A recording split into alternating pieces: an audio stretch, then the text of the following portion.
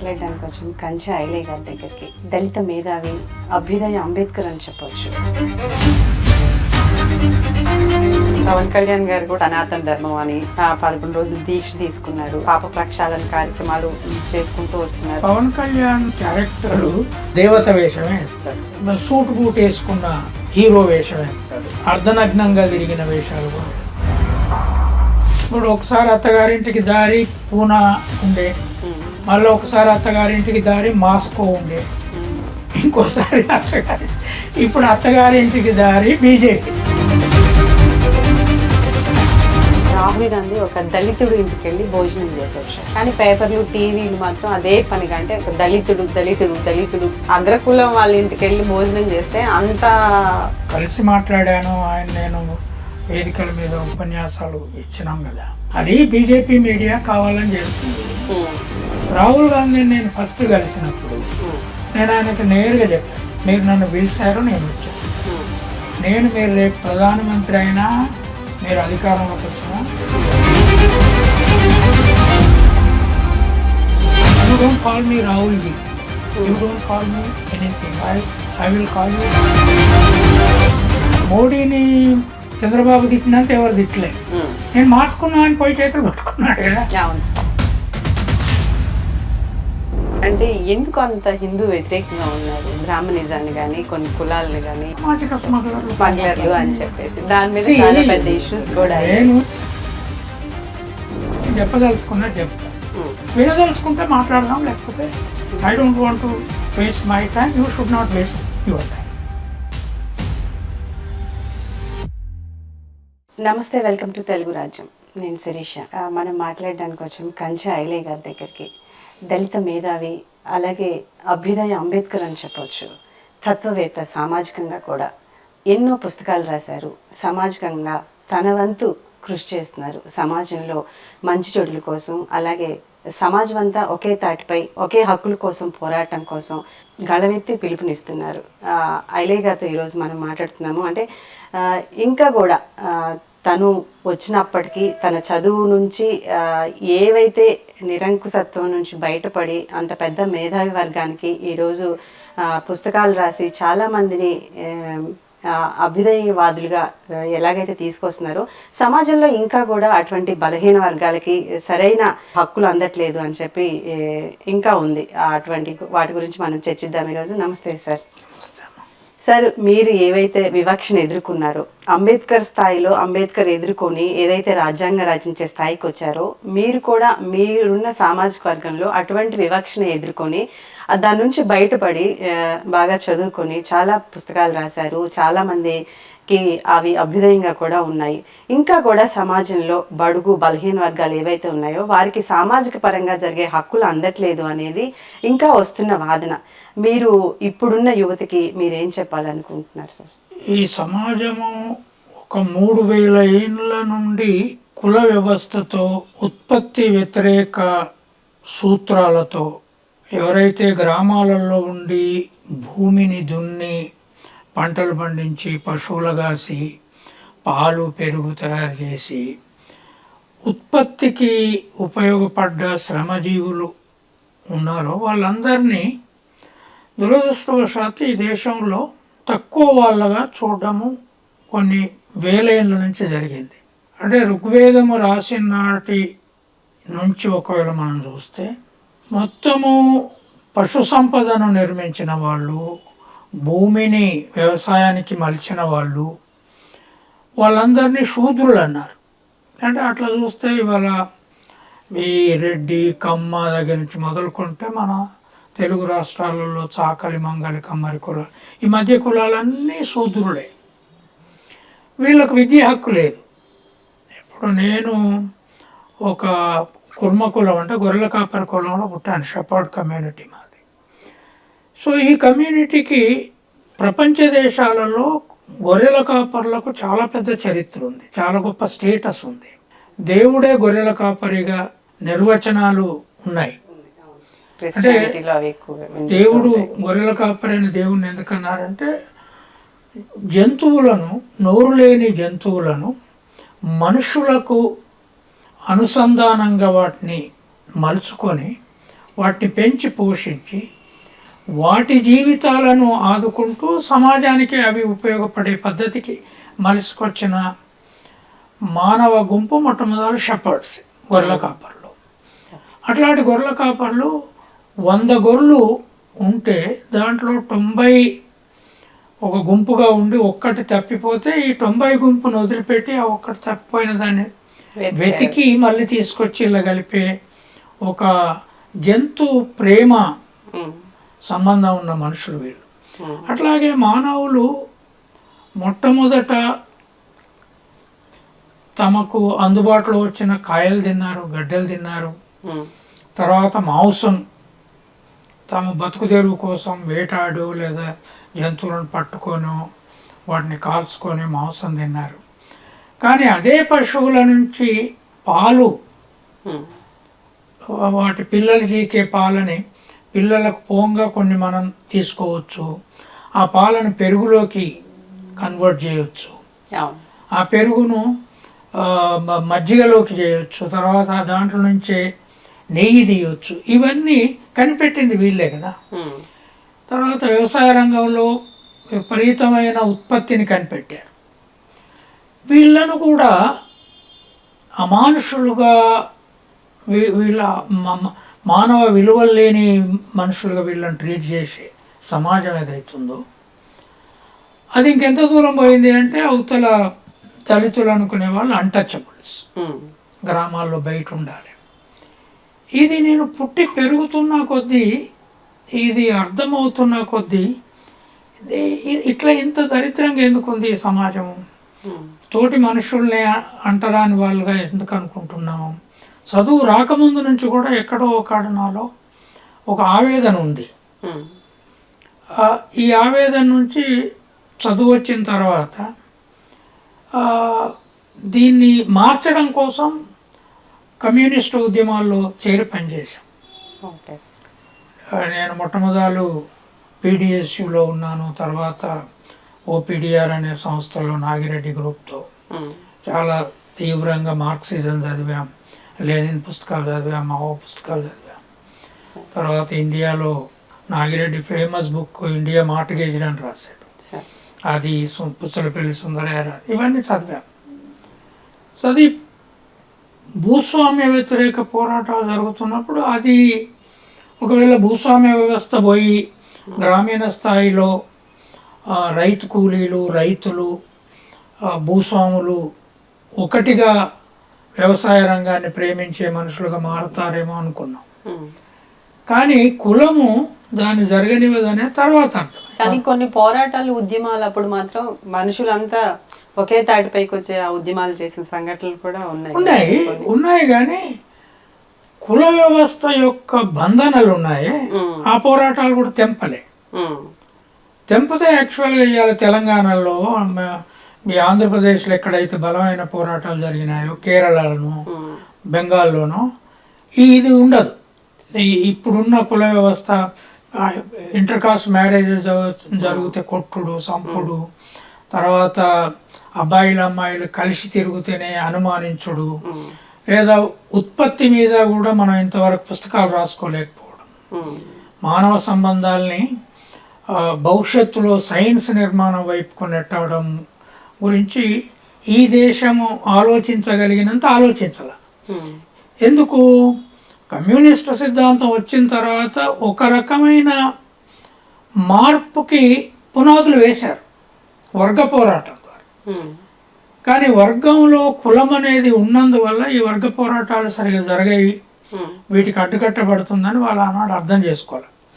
కానీ నా తరం వచ్చే నాటికి మేమంతా కింది కులాల నుంచి వచ్చాం.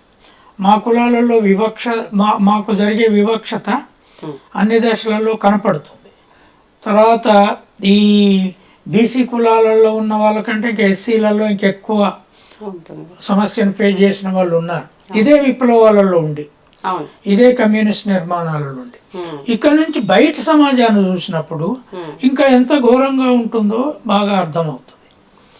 కనుక నా జీవితంలో అర్థమైంది ఏంటి అంటే, ఈ దేశాన్ని ఒక 4000 సంవత్సరాలుగా దీన్ని మెట్లు మెట్లుగా అభివృద్ధి కాకుండా ఆపే తాత్విక పునాదులు ఏర్పరిచారు.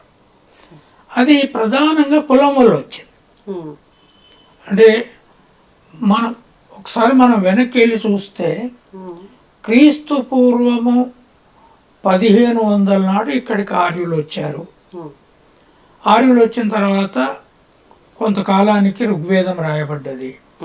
ఆ ఋగ్వేదము రాసుకున్న నాడు వాళ్ళు పైన దేవుడి పాదాల తల నుంచి బ్రాహ్మణులు పుట్టారు, భుజాల నుంచి క్షత్రియులు పుట్టారు, తొడల నుంచి శూద్రులు పుట్టారు, తొడల నుంచి వైశ్యులు పుట్టారు, పాదాల నుంచి శూద్రులు పుట్టారు అని రాసుకున్నారు. ఆర్యులు రాకముందు సమాజం కానీ ఆనాటికే మనం ప్రపంచంలో ఏ దేశంలో లేనటువంటి హరప్పా నగర నిర్మాణం చేశాం. ఆనాటికే మనం చాలా అడ్వాన్స్డ్ ఇటుకలు చేసాం. ఇటుకలు కాల్చి ఇల్లు నిర్మాణాలు చేశారు. తర్వాత కర్రను చెక్కి ఇల్లు కట్టారు, కాలువలు కట్టారు, తర్వాత ఓడలు కట్టారు. ఇది ఆర్యులు అనేవాళ్ళు, అంటే ఇవాళ భారతదేశంలో ఉన్న బ్రాహ్మణులు, వైశ్యులు, క్షత్రియులు, తర్వాత నార్త్ ఇండియాలో కాయస్థులు, కత్రీలు, వీళ్ళంతా ప్రధానంగా ఆర్య రేసు వాళ్ళని అనుకుంటే, రేషియల్ మిక్చర్ అయిపోయిన తర్వాత స్కిన్ కలర్లో అందరిది మార్పు వచ్చింది, అది వేరే విషయం. అనుకుంటే ఇక్కడున్న రెడ్లు కానీ, కమ్మలు కానీ, కాపులు కానీ, యాదవులు కానీ, చాకలి మంగలు కానీ, గౌడ్స్ కానీ, వీళ్ళందరూ కూడా ఉత్పత్తి పనిలో ఉన్న వాళ్ళు ఆనాడు కూడా ఉన్నారుగా. ఆనాడు అసలు ఏ దేశంలో గ్రీకులో లేనటువంటిది, ఈజిప్ట్లో లేనటువంటిది, ఇజ్రాయెల్లో లేనటువంటిది, చైనాలో లేనటువంటి నగర నిర్మాణం మనమే చేసుకున్నాం. ఆ జ్ఞానాన్ని వీళ్ళు వచ్చిన తర్వాత ఆపేశారు. అది జరిగింది. ఎందుకు? ఆర్యులు రాకముందు కుల వ్యవస్థ ఉండదంటారు. లేదు, ఆర్యులు రాకముందు మనుషులు రేషియల్ మిక్చర్స్ జరుగుతున్నాయి మన దగ్గర. అంటే ప్రపంచంలో అన్ని దేశాలలో మైగ్రేషన్స్ ఒక దశ నుంచి ఇంకో దశకు, ఒక ప్రాంతం నుంచి ఇంకో ప్రాంతానికి జరిగింది. కానీ చరిత్ర, ఆర్కియలాజికల్ స్టడీసు, మైగ్రేషనల్ స్టడీసు ఏం చెప్తున్నాయంటే ఎర్లీ మానవులు ఆఫ్రికా నుంచి ఈస్టర్న్ వరల్డ్లోకి అప్ టు చైనా, జపాన్ వరకు, అటు యూరోప్ వైపుకి ఫస్ట్ మైగ్రెంట్స్. కానీ ఈ ఎన్విరాన్మెంటల్ వ్యత్యాసాలు ఉండడం వల్ల ఆ నలుపు జాతి యొక్క స్కిన్ కూడా మారుకుంటూ పోయింది. వాళ్ళు ప్రకృతికి అడాప్ట్ చేసుకుంటూ ఫుడ్ కల్చర్లో మార్పు రావడము, చలి ప్రాంతాలలో ఉన్నప్పుడు ఒక రకమైన స్కిన్ స్ట్రక్చరు, వేడి ప్రాంతాల్లో ఉన్నప్పుడు ఒక రకమైన స్కిన్ స్ట్రక్చర్, ఈ మార్పులు వచ్చినాయి. తర్వాత వివిధ దేశాల వివిధ ప్రాంతాల నుంచి వేవ్స్గా మైగ్రేషన్స్ అయినాయి. ఈ మైగ్రేషన్లో నా అంచనా ఏంటి అంటే, ఇవాళ సౌత్ ఇండియాలో మీరు ఒకసారి చూస్తే ఇటు గోదావరి నది ఉంది, ఇటు కృష్ణా నది ఉంది. ఈ గోదావరి కృష్ణా నది పరివాహక ప్రాంతాలలో పశువుల కాపర్ల సెటిల్మెంట్ ఎక్కువ ఉంది. గొర్రెల కాపర్లు, తర్వాత బర్రెలు, బర్రెలను మనము పెంచిన పద్ధతిలో ప్రపంచంలో ఎవరు పెంచాల, వాటిని డొమెస్టికేట్ కూడా చేసుకోలేదు. వాటి మనుషులకు అనుసంధానంగా మార్చుకొని అవి ఒక పాలిచ్చే జంతువుగా, మనుషులతో కలిసి జంతువుగా ట్రైనింగ్ ఇచ్చిన సమాజాలు బయట లేవు, భారతదేశంలోనే ఉన్నాం. అందుకే దీన్ని బఫెలో నేషన్ అంటున్నా నేను. సో నాకేం కనపడుతుందంటే, ఆర్యులు వచ్చిన తర్వాత హరప్పా నగర నిర్మాతలకి ఆర్యులకు మధ్య జరిగిన సంఘర్షణలో డెఫినెట్గా ఆర్యులు వచ్చే నాటికి వాళ్ళకి అడ్వాంటేజ్ ఏమైంది? హరప్పా అనే పేరు మనిషి పేరు. ఇప్పుడు మనకు కర్ణాటకలో రాయలసీమ అంతా బీరప్ప, ఎల్లప్ప అనే దేవతలు ఉన్నారు, మనుషుల పేర్లు కూడా ఉన్నాయి. అప్ప, అయ్య, అందరు కూడా ముందు అయ్య, అప్ప పేర్లే ఉండేటి. అది హరప్ప కూడా అట్లాంటి మనిషి పేరే. సో అయితే వీళ్ళు ఏది బ్రహ్మ, శివ అనే పేర్లు కూడా మన దగ్గర ముందు తక్కువ ఉండేటి. విష్ణు, కృష్ణ, నీకు రామాయణ మహాభారతంలో ఉన్న సంస్కృత్ పదాల పేర్లు వ్యవసాయ రంగంలో చాలా కాలం లేవు. అవును. ఎల్లయ్య, మల్లయ్య, ఇవి అప్ప, రాజప్ప, మల్లప్ప ఇవి ఉన్నాయి. ఇవి అక్కడ ఆర్యులు వచ్చిన తర్వాత వాళ్ళ మధ్య జరిగిన సంఘర్షణలో గొర్రెలను మేకల్ని తమ వెంట ఉన్న పశువులను కొట్టుకొని కృష్ణా నది వెంట మైగ్రేషన్లో, గోదావరి నది వెంట మైగ్రేషన్లో వచ్చిన పశువుల కాపర్లు వచ్చి ఇక్కడ వ్యవసాయ రంగాన్ని, పశు పోషణను ఎస్టాబ్లిష్ చేశారు. అందుకే నీ కొమరవెల్లి మల్లన్న దేవుడు ఉన్నాడే పశు కాపరి. ఇక్కడ శ్రీశైలం మల్లన్న ఉన్నాడు, పశు కాపరి. గ్రామాలలో బీరప్ప అనే దేవుడు ఉన్నాడు, మల్లన్న ఉన్నాడు. ఈ దేవత పోచమ్మ, మైసమ్మ, ఈ దేవతలందరూ కూడా అక్కడి నుంచి మైగ్రేషన్లో భాగంగా వచ్చిన నల్ల జాతీయులు. ఆర్యులేమో కొంచెం తెలుపు ఎక్కువగా ఉన్నవాళ్ళు, పసుపు రంగు వాళ్ళు. వీళ్ళు ఒరిజినల్గా ఇక్కడున్న నల్ల జాతీయులు. వీళ్ళందరూ ఎక్కువ సౌత్కి వచ్చి మైగ్రేట్ అయ్యి వాళ్ళు గుర్రాలు పట్టుకొచ్చారు, ఇనుప సామాన్తో చేసిన బాణాల వెపన్స్ పట్టుకొచ్చారు. ఈ గుర్రాలు, ఐరన్, ఈ రెండిటితో శత్రువును ఓడించడం వాళ్ళకి ఈజీ అయింది. ఇక్కడున్న ప్రజలేమో బర్ల మీద ఎక్కి తిరిగే వాళ్ళు. ఎడ్లు, ఆవులు కూడా ఆనాడు ఉన్నట్లు ఎవిడెన్స్ లేదు. హరప్పా సిటీ సంస్కృతిలో మనకి ఎడ్లు కనపడతలేవు. బర్రెలు, జడల బర్రెలు ఎక్కువ కనపడుతుంది. దాని మీద నాట్యం చేసే అమ్మాయి, నల్ల అమ్మాయి కనపడుతుంది మనకు. అంటే సంస్కృతి ఆనాడు ఉండింది, నాట్యం ఉండింది, పశువులు ఉన్నాయి, లిపి కూడా ఫామ్ అయింది. అటువంటిప్పుడు దేవుడు అనే రూపం కూడా ఉంటది కదా, భయాలు ఉంటాయి. మీ సిద్ధాంతం ప్రకారం బర్రెలే ముందొస్తే ఆవులకి ఎందుకు సార్? ఆవులు ఎందుకు ఎట్లా వచ్చినాయంటే నా దృష్టిలో ఆర్యులు గుర్రాల మీదనేమో ఎక్కి వచ్చారు, గుర్రాల గుంపులు ఉన్నాయి వాళ్ళకు. ఆవులు, ఎడ్లు వాళ్లకు ఆహార జంతువులు. ఎక్కడైతే ఇరాను, కొంత ఒక థియరీ జర్మనీ నుంచి కూడా వచ్చారనేది, లేదా యూరోపియన్ నుంచి వచ్చారని. వచ్చినప్పుడు వాళ్ళు కేవలం వాళ్ళకు ఆనాడు ప్రియమైన ఆహారం ఏదైతున్నదో ఆ జంతువుని తీసుకొచ్చుకుంటారు కదా. మేకల గొర్రెలను కొట్టుకొని, ఇప్పుడు మా కమ్యూనిటీ వాళ్ళు ఎక్కడికి పోయినా మేకల గొర్రెలను తీసుకొని పోయేవారు. అట్లాగే వాళ్ళు ఆవులను తీసుకొని వచ్చారు. ఆ ఆవులలో తెల్ల ఆవుల సంఖ్య ఎక్కువ. అందుకనే పూజ జంతువుగా ఏ ఆవు కనపడుతుంది? తెల్లదే కనపడుతుంది. నల్ల ఆవు కనపడదు పూజ జంతువు. ఎందుకు? ఆర్యులు కలర్ రీత్యా వాళ్ళు పసుపు రంగు మనుషులు. వాళ్ళు ప్యూర్ వైట్ కూడా కాదు. ప్యూర్ వైట్ మనకి ఎక్కడి నుంచి తయారవుతుంది? మీరు ఇక్కడ నుంచి అరబ్ కంట్రీస్ వైపు పోతే పసుపు రంగు ఎక్కువ అవుతుంది. అక్కడి నుంచి మీరు ఇజ్రాయెల్ టచ్ అయ్యారనుకోండి, అక్కడ వైట్ పాపులేషన్ కనపడదు. జ్యూస్ వైట్ ఉంటారు. ఎందుకంటే అవతల ఉన్న ఆ సీ అవతలనేమో మనకు గ్రీస్ ఉంది, యువతల ఇజ్రాయెల్ ఉంది. సో యూరోప్తో వాళ్ళకు సంబంధాలు ఎక్కువ ఉన్నాయి. అందుకే అక్కడ పుట్టిన క్రిస్టియానిటీ అటే పెరిగింది, ఇటు రాలేదు.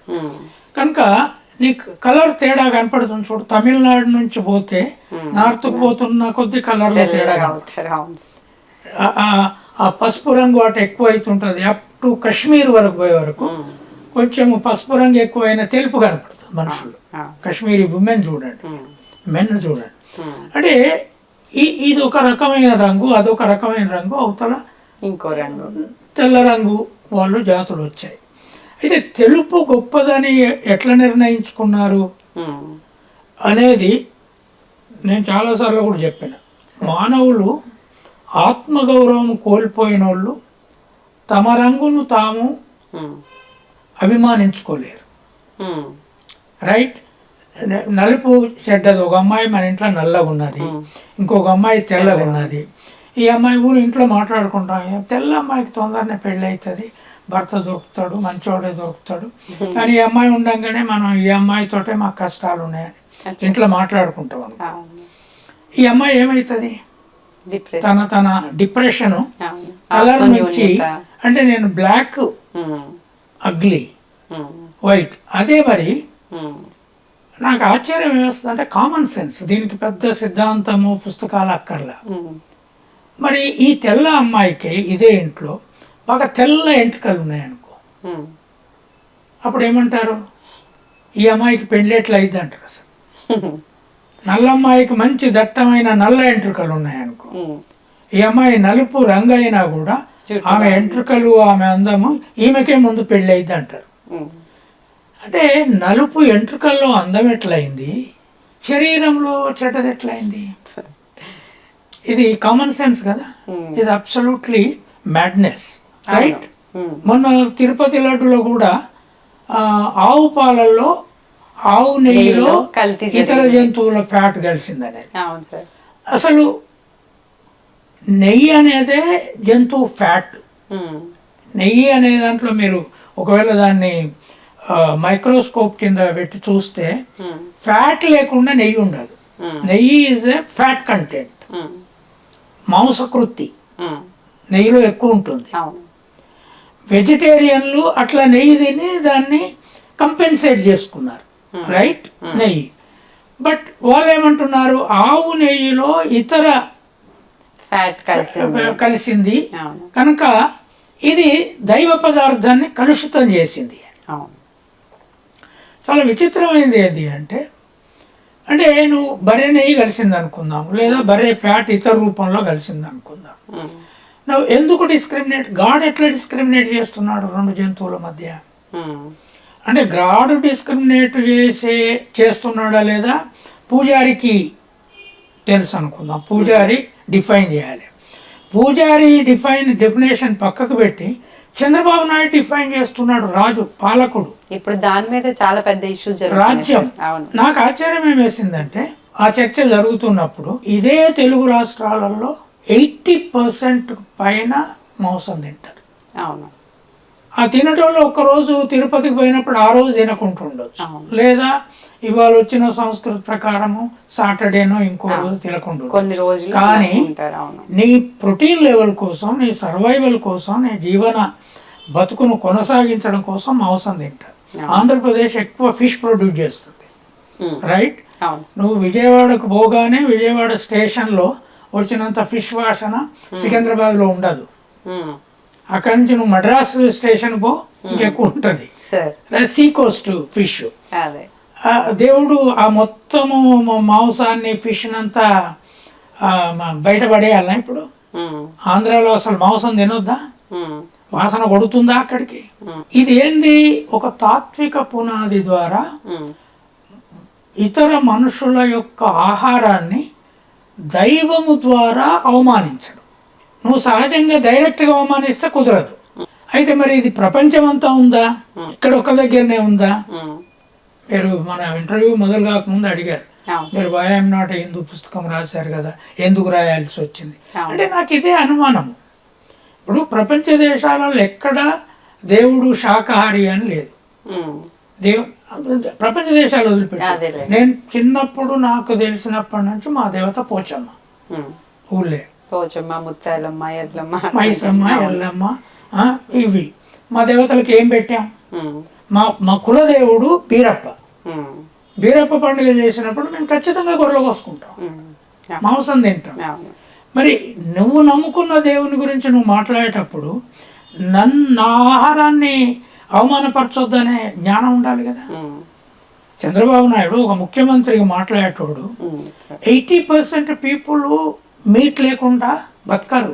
అంటే ఇప్పుడు పవన్ కళ్యాణ్ గారు కూడా అదే మాట్లాడుతున్నారు సార్. అంటే సనాతన ధర్మం అని 11 రోజులు దీక్ష తీసుకున్నారు. అంటే ఒక ప్రక్షాళన చేశారు, పాప ప్రక్షాళన కార్యక్రమాలు చేసుకుంటూ వస్తున్నారు. అంటే గత గవర్నమెంట్ టైంలో ఈ గుడి అంతా అపచారం అయిపోయింది అని ఒక స్టేట్మెంట్ని, హిందువుల మనోభావాలు దెబ్బతింటున్నాయని కొన్ని సంఘాలు, హిందువులు అలా ప్రొవైడ్ చేస్తూ ఉన్నారు.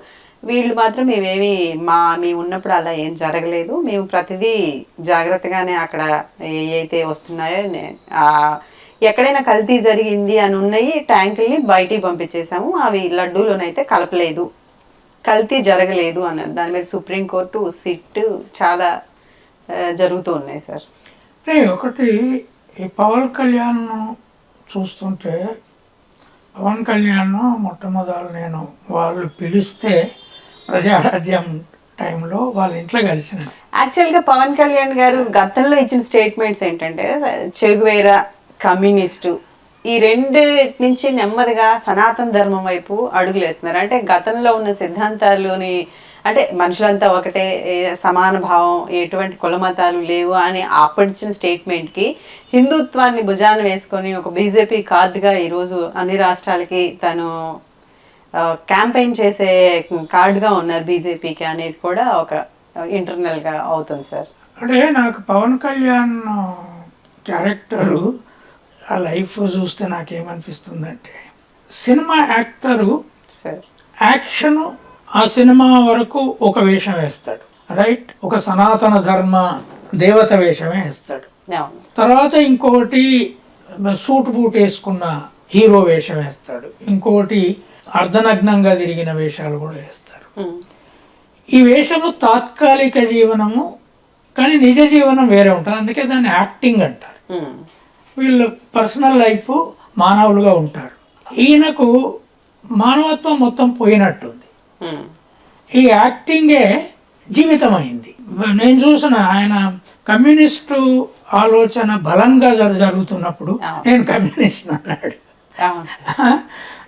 తర్వాత సినిమాలలో చేసే వ్యవహారం ఒకటి, తన లైఫ్ ఒకటి.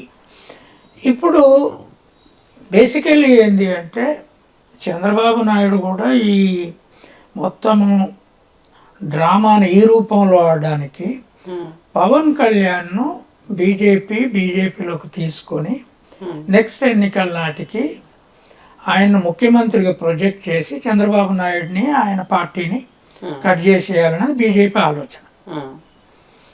అయితే ఇప్పుడు ఆయన వేషం మార్చాలి. అత్తగారింటికి దారి ఇంతకుముందు వేరే ఉండే, ఇప్పుడు ఒకసారి అత్తగారింటికి దారి పూనా ఉండే, మళ్ళీ ఒకసారి అత్తగారింటికి దారి మాస్కో ఉండే, ఇంకోసారి ఇప్పుడు అత్తగారింటికి దారి బీజేపీ దారి ఈయన మరలాలి. మళ్ళీ బీజేపీలో చేరి నెక్స్ట్ టైం ముఖ్యమంత్రి అయ్యే ఆలోచన. దానికోసము ఆయన ఉప ముఖ్యమంత్రి అయినప్పటి నుంచి అడ్మినిస్ట్రేషన్ చేయట్లా. ఇప్పుడు ఇక్కడ కూడా ఒక ఉప ముఖ్యమంత్రి ఉన్నాడు, రేవంత్ రెడ్డి ముఖ్యమంత్రి. వాళ్ళిద్దరు ఏం పని చేస్తున్నారు? రోజు సెక్రటేరియట్లో ఉంటున్నారు, మీటింగ్లు పెడుతున్నారు. ఇద్దరిని మనం మీటింగ్లో రెగ్యులర్గా చూస్తున్నాము, రివ్యూ చేస్తున్నారు, పాలసీలు మాట్లాడుతున్నారు. చంద్రబాబు నాయుడు ఆ ఉప ముఖ్యమంత్రి ఎప్పుడన్నా కలిసి కూర్చోంగా, కలిసి పాలసీ గురించి మాట్లాడంగా, అడ్మినిస్ట్రేషన్ చూడంగా చూసారా? లేదు. ఈ ఉప ముఖ్యమంత్రి గుళ్ళ చుట్టూ తిరుగుతున్నాడు, గోపురాల చుట్టూ తిరుగుతున్నాడు, షర్ట్ ఇప్పి మెట్లు ఎక్కుతున్నాడు. ఇది ఎందుకు చేస్తున్నాడు? ఈయన అడ్మినిస్ట్రేషన్ చేస్తలేడు, చంద్రబాబు నాయుడు ఏమో అడ్మినిస్ట్రేషన్ పని చేసుకుంటాడు. అయితే చంద్రబాబు నాయుడుకి ఏమనుమానం వచ్చింది, అరే ముందు బీజేపీ ఈయనను బీజేపీలో చేర్చుకొని నా పని పట్టబోతుంది. ఓకే. అయితే అప్పుడు ఆయనకు భయం ఏంది, మోడీ, అమిత్ షా, ఆర్ఎస్ఎస్, అక్కడ రామ్ మాధవ్, నరసింహారావు వీళ్ళందరూ కలిసి కాపులని తమ వైపు మలుపుకొని ముఖ్యమంత్రి చేసుకొని బీజేపీలోకి ఈయన చేసుకొని, అయితే ఈయన ఇప్పటి నుంచే నువ్వు హిందూ వేషం మార్చుకో అని చెప్తున్నారు. ఉన్నట్టున్నది అదంతా మారుస్తున్నాడు. ఇది చంద్రబాబు నాయుడుకు భయం పెట్టింది.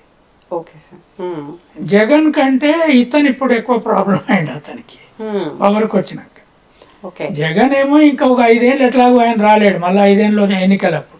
ఇప్పుడు ఈయన ఇప్పటి నుంచే లోపల వేరే ఆల్టర్నేటివ్ గుడుల చుట్టూ తిరుగుతున్నాడు, సనాతన్ అంటున్నాడు, ఒక రోజు ఒక రకమైన డ్రెస్ వేస్తున్నాడు, ఇంకో డ్రెస్సులు మార్చడం ఆయనకి పెద్ద ఇష్యూ కాదు, ఎందుకంటే యాక్షన్ చేసి ఉన్నాడు కదా. అదే చంద్రబాబు నాయుడును నువ్వు ఇప్పుడే వేసుకున్న ప్యాంటు షర్టు ఇడిచి నువ్వు ఒక ఇది కాషాయ వస్త్రాలు వేసుకొని తిరిగంటే పాపం తిరగలేడు ఆయనకి. ఈయనకు అది పెద్ద సమస్య కాదు. ఈయన సనాతన ధర్మ వేషం ఎందుకు వేస్తున్నాడు ఎరికేనా, ఆయనకు అది అర్థమయ్యో అది అర్థం కాకను కాదు. ఆయన ఇప్పుడు ఉదయనిధి స్టాలిన్ మీద విమర్శలు చేస్తున్నాడు. ఉదయనిధి స్టాలిన్కు కొద్దిగా తెలివి ఉంది, ఏం మాట్లాడాలి ఏం వద్దు ఆయనకు సిద్ధాంతం. కామెంట్స్ కూడా చేశాడు సార్, సమానత్వాన్ని మీరు చూసుకోండి, ఏదో సమధర్మాన్ని మేము చూస్తామని. అది ఆయనకు అర్థమే కాదు, అది బీజేపీకి నచ్చుతుంది.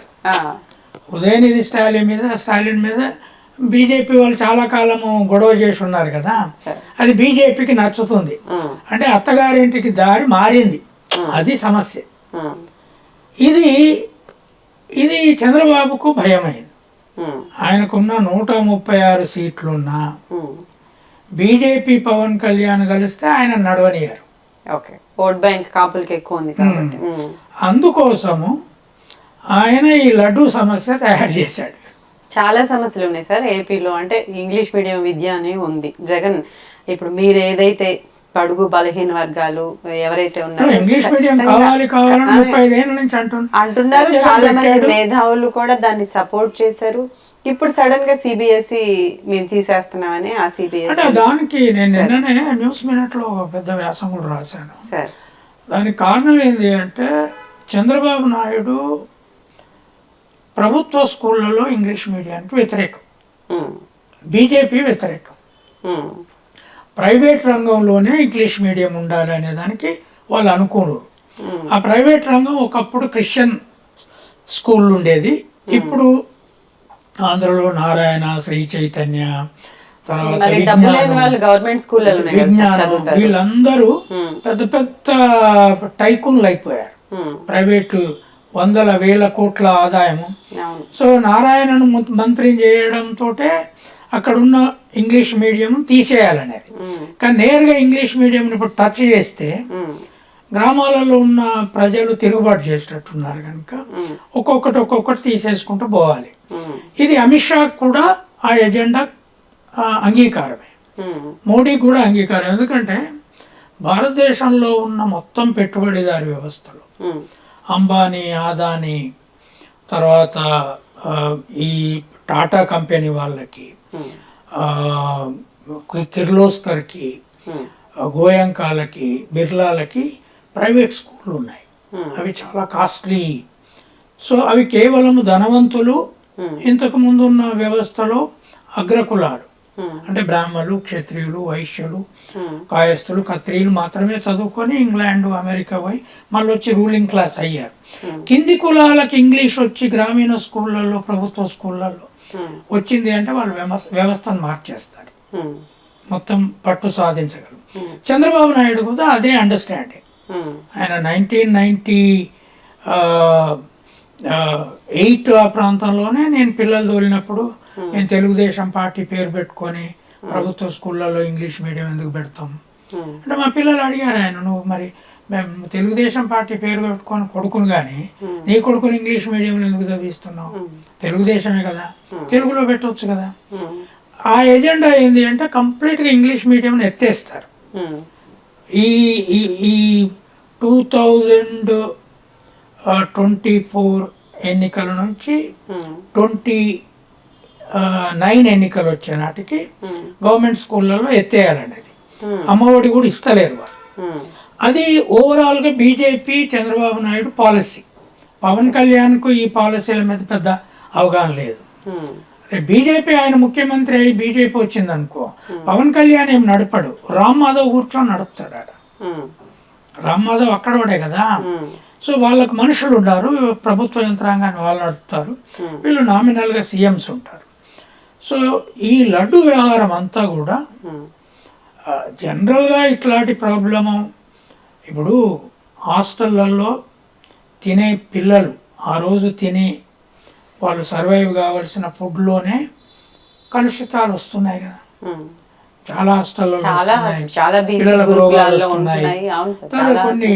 కొన్ని వేల టన్నుల దీంతో తయారు చేసే లడ్డులో అవతల నుంచి వచ్చే బిజినెస్ కాంట్రాక్ట్లు ఏదో వీళ్ళు స్పెసిఫై చేసిన మోడ్ ఆఫ్ ఘీ, ఆవు ఘీ అనుకుందాము. ఘీ ఏదైనా ఫ్యాటే, అయితే దానికి బదులు ఇంకా బర్రెదో ఇంకోటో కలిసింది వచ్చింది అనుకుందాం. అది ఎవరు చూడాలి? అక్కడ CEO చూస్తాడు, వాళ్ళు టెస్ట్లకు పంపుతారు. అక్కడి తిరుపతి మేనేజ్మెంట్కు సమస్య అది. సుప్రీంకోర్టు చెప్పింది కరెక్ట్. ముఖ్యమంత్రికి ఎట్లా సమస్య అవుతుంది? ముఖ్యమంత్రి దాన్ని పబ్లిక్ ఎందుకు ఇష్యూ చేశాడు? పబ్లిక్ ఎందుకు ఇష్యూ చేశాడంటే ఆయనకు పవన్ కళ్యాణ్తో ప్రాబ్లం ఉంది, ఇప్పుడు బీజేపీతో ప్రాబ్లం ఉంది. ఓకే. ఈ ప్రాబ్లం సాల్వ్ చేసుకోవాలంటే జగన్ మేము రోజు ఇబ్బంది పెడుతున్నాము, క్రిస్టియన్ వ్యతిరేక ప్రచారం చేస్తాము అనేదాన్ని ఈయన కూడా, నేను కూడా పెద్ద హిందూవాదినే, నేను కూడా తిరుపతి వెంకన్నవాదినే, నేను కూడా ప్యూర్ వెజిటేరియన్నే. మరి చంద్రబాబు నాయుడు రోజు ఇంట్లో ప్యూర్ వెజిటేరియన్ అది తింటాడా ఇప్పటి నుంచి? అదేం కాదే. సో ఎక్కడో అదే వరదలలో కూడా నేను మీరు మా చేపలు బాగా వండారు, చేపల కూర తింటున్నాను, మేము వచ్చి బాగుంది చేపల కూర అని తింటున్నావు, అక్కడ పోయి ఏమో ఇప్పుడు ఈ కులాలు మతాలు దీని ప్రాతిపదిక రాజకీయాలు చేస్తే అసలు ప్రజాస్వామ్యంలో రాజకీయ నాయకుల లక్ష్యాలు ఏంటి సార్? సమాజానికి అసలు వీళ్ళు ఏం చేయాలి? నేను అవి కాదనిలేవు. కులాలు ఉన్నంత కాలం కులాల ఆకాంక్ష ఉంటుంది, దాని సంఖ్యను సెటిల్ చేయాలి, కాస్ట్ సెన్సెస్ చేసి ఆ కాస్ట్ సెన్సెస్ ద్వారా ఎవరిదేంతో చెప్తే అధికార డిస్ట్రిబ్యూషన్లో లేదా పవర్ స్ట్రక్చర్లో వాళ్ళ వాటా ఎంత అనేది తేల్చాల్సిన అవసరం ఉంది. కులాలను మాట్లాడకుండా, కులాల నుంచి డిమాండ్ రాకుండా రాజకీయ రంగం ఉండదు ఇక. ఎందుకంటే ఇక్కడ కూడా ఎడ్యుకేషన్ వచ్చింది కదా, they know what it is. So అందుకని కులాలు లేకుండా రాజకీయం ఉండదు, కానీ ఆ కులాలను వాటి రోల్ని రాజకీయాల్లో తగ్గించి సర్వమానవ సమానత్వం వైపు సమాజాన్ని తీసుకురావాలంటే స్కూళ్ళల్లో విద్యారంగాన్ని స్త్రీ పురుష సమానత్వం, కులరహిత సమాజం, పెళ్ళిళ్ళల్లో కులం లేనటువంటి మ్యారేజెస్, దేవుడి దగ్గర కూడా ఇప్పుడు మా ఊళ్ళో ఇంగ్లీష్ మీడియం స్కూల్ ఉంది, నేను వాళ్ళకు ఒక ప్రేయర్ రాశాను, నా ఆత్మకథలో కూడా ఉంటుంది. O God you created all of us equal, O God you have not created caste among us, O God you asked all of us to work and eat అని పిల్లలందరూ కూర్చొని ఆ ప్రేయర్ చదువుకొని తినాలి, రైట్? ఇది నువ్వు చెప్పు, నువ్వు దైవము దేవుని ఆలోచన ఉంది, మతాలు ఉన్నాయి, నువ్వు దేవుని గురించి చెప్పు. కానీ ఈ దేవుడు వెజిటేరియను, ఇంకో అతను పోచమ్మని నమ్ముకున్న పిల్లలు ఉంటారు, ఇంకో అతను ఇంకో దేవుని నమ్ముకుంటాడు, ఇంకో అతను క్రిస్టియన్ ఉంటాడు, ఇంకొకటి ముస్లిం ఉంటాడు. సో ఈ ప్రాబ్లమ్ను కాన్ఫ్లిక్ట్ జోన్లోకి నెట్లవంటే కొట్లాటలు మొదలైతాయి.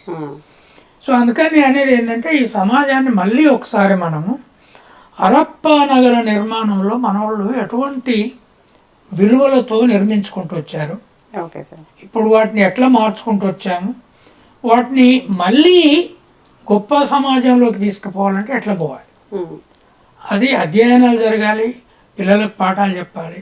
ఇప్పుడు ఉదాహరణకి నేను జగన్ ఉన్నప్పటి నుంచి కూడా చెప్తున్నాను, పిల్లలకు వీటన్నిటితో యాక్చువల్గా జగన్ గవర్నమెంట్ లో పేదలకి మేలే జరిగింది అని మీరు కూడా చెప్పారు. 40% పీపుల్ వాళ్ళ స్కూల్ ఎడ్యుకేషన్ 40% ఓటేశారు. జగన్ టెక్నికల్ గా చేసిన మిస్టేక్ ఏంది అంటే ఎన్నికలకు ముందు చంద్రబాబు నాయుడు అరెస్ట్ చేయడం వల్ల ఆ చంద్రబాబు నాయుడు అరెస్ట్ చూసి ఈ పవన్ కళ్యాణ్ కూడా భయపడి చంద్రబాబు నాయుడుతో చేతులు కలిపి వీళ్ళిద్దరూ భయపడి జగన్తో గెలవలేమని బీజేపీని తెచ్చుకున్నారు. ఈ క్రమంలో తను ఆయనకు 40% ఓటు ఉంది, వీళ్ళందరికీ డివైడెడ్ ఓటు ఉంది. వీళ్ళందరూ కలిస్తే 2019 ఎన్నికల కంటే భిన్నమైన ఎలక్టోరల్ ప్రాసెస్ ఉంటుందని అర్థం చేసుకోవాలి కదా తను. అది అట్లా కాకుండా నాకు 50% కంటే ఎక్కువ వస్తాయి అనుకున్నాడు. ఈ రెండు, ఒకటి నువ్వు అంతకుముందు ఒక ముఖ్యమంత్రి చాలా ఏళ్ళు అధికారంలో ఉన్నాడు, సెంటిమెంట్లు ఉన్నాయి, ఆయనను ఎక్కడో దూరంగా అరెస్ట్ చేసి తెలంగాణకు తీసుకొచ్చే వరకు దాని నుంచి కోపానికి వచ్చే న్యూట్రల్గా ఉన్న వాళ్ళు ఒక సెక్షన్ ఇదేం పద్ధతి అనుకుంటారు. రెండవది, ఇంట్లో ఉన్న సమస్యను కొంచెం జాగ్రత్తగా ఆయన షేప్ చేసుకోవాల్సి ఉంటుంది. షర్మిల వచ్చి ఎన్నికల ముందే చాలా డ్యామేజింగ్ గా మాట్లాడింది, చాలా డ్యామేజ్ అయింది సార్. అది ప్రతి కుటుంబంలో ఆడపిల్ల కూడా అది ఓన్ చేసుకొని మాట్లాడడం జరిగింది.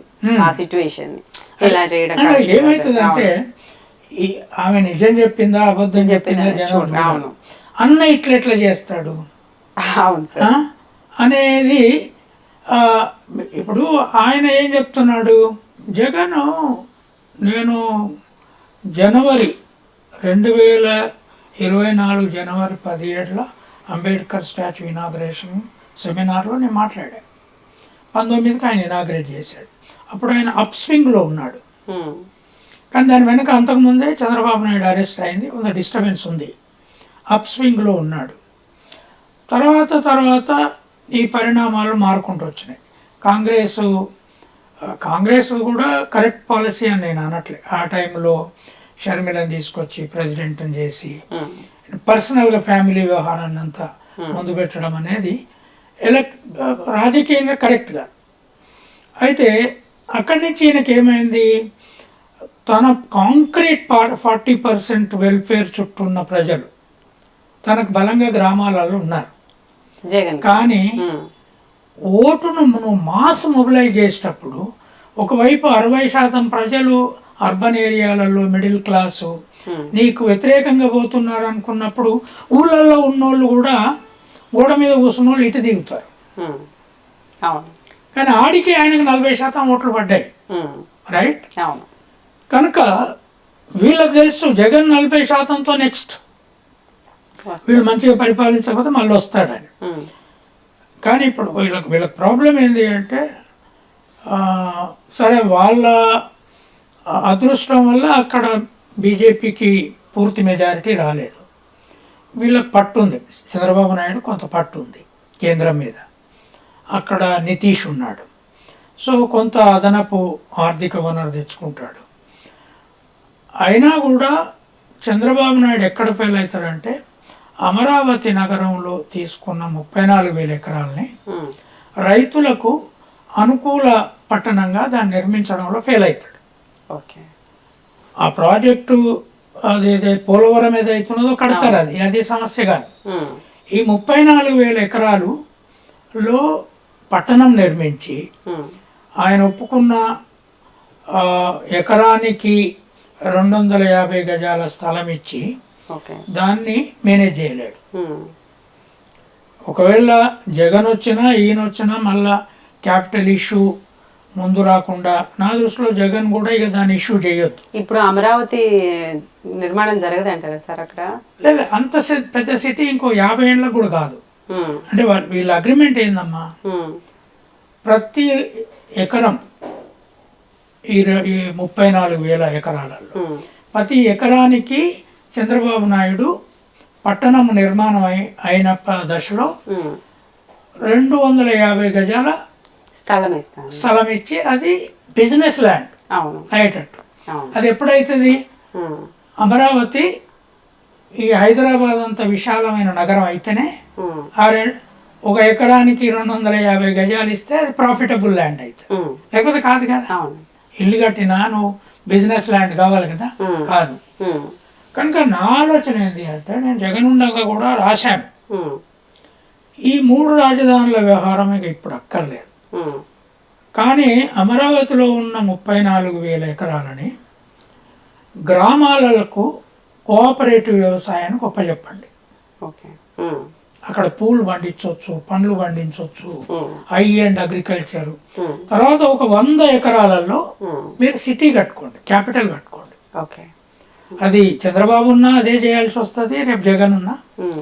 ఎందుకంటే సెక్రటేరియట్ ఎంత కావాలి నీకు? 3 రాజధానుల పాలసీ కరెక్టే అంటారా సార్? ఇలా 3 రాజధానుల పార్టీ ఎటు నుంచి కూడా ఆయనకు అనుకూలత రాలేదు. He has to understand that. కానీ లాస్ట్ వరకు ఆ పాయింట్ మీదే ఉన్నారు జగన్.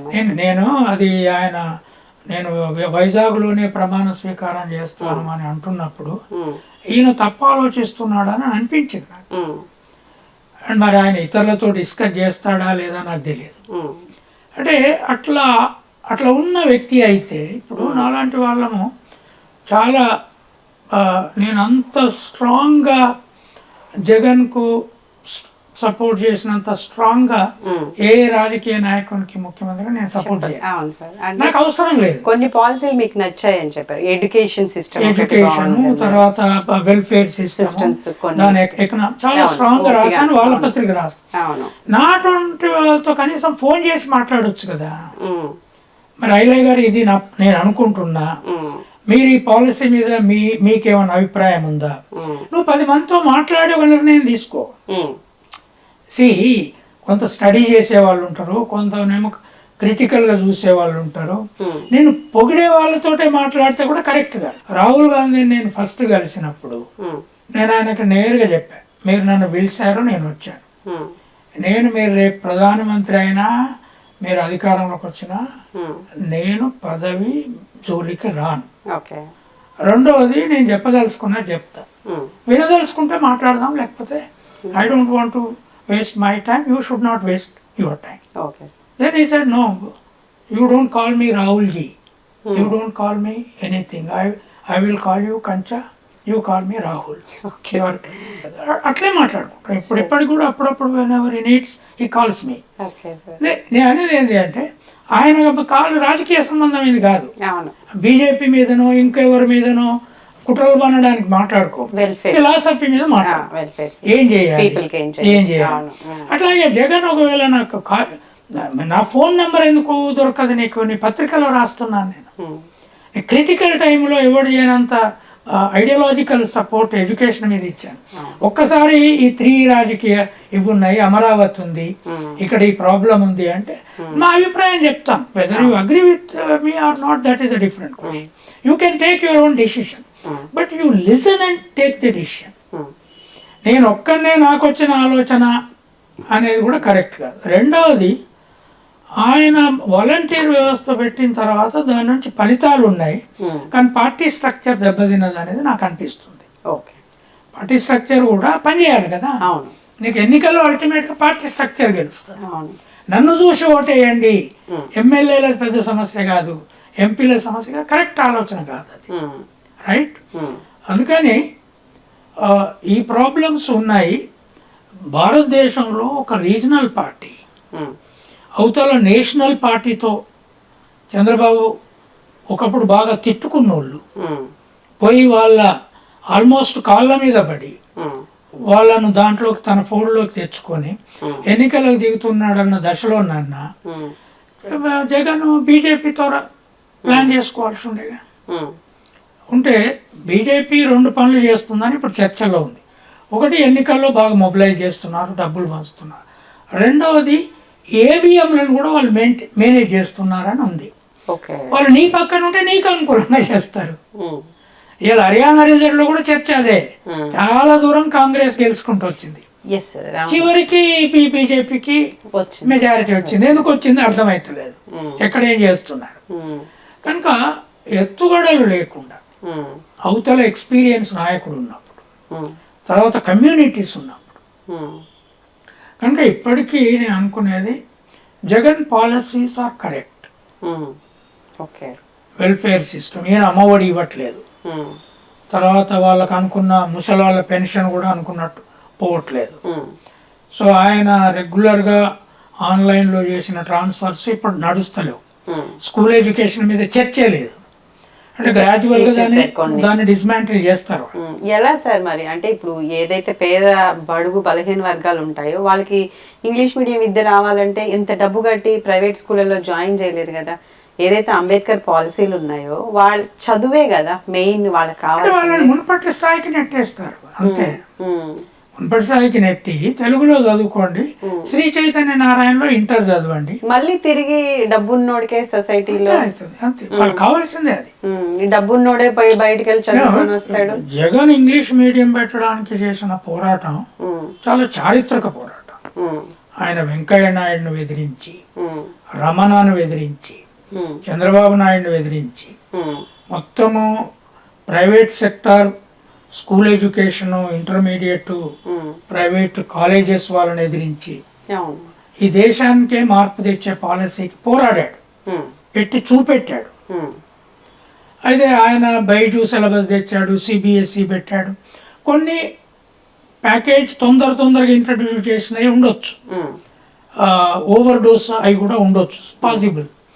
బట్ దాన్ని వెనక్కి తీసుకెళ్లడం అనేది ఇప్పుడు వీళ్ళకి ఒక స్ట్రాటజీ కావాలి. ప్రజల మీద ప్రేమతో కాదు కదా.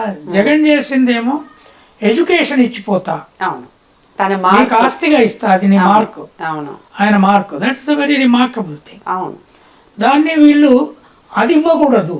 ఉమ్, అది ఇస్తే ప్రజలు వాళ్ళే పరిపాలించుకుంటారు. ఉమ్, కనుక ప్రజలు అక్కడికి రానివ్వద్దు ఉమ్, అనేదే రూలింగ్ క్లాస్ పాలసీ.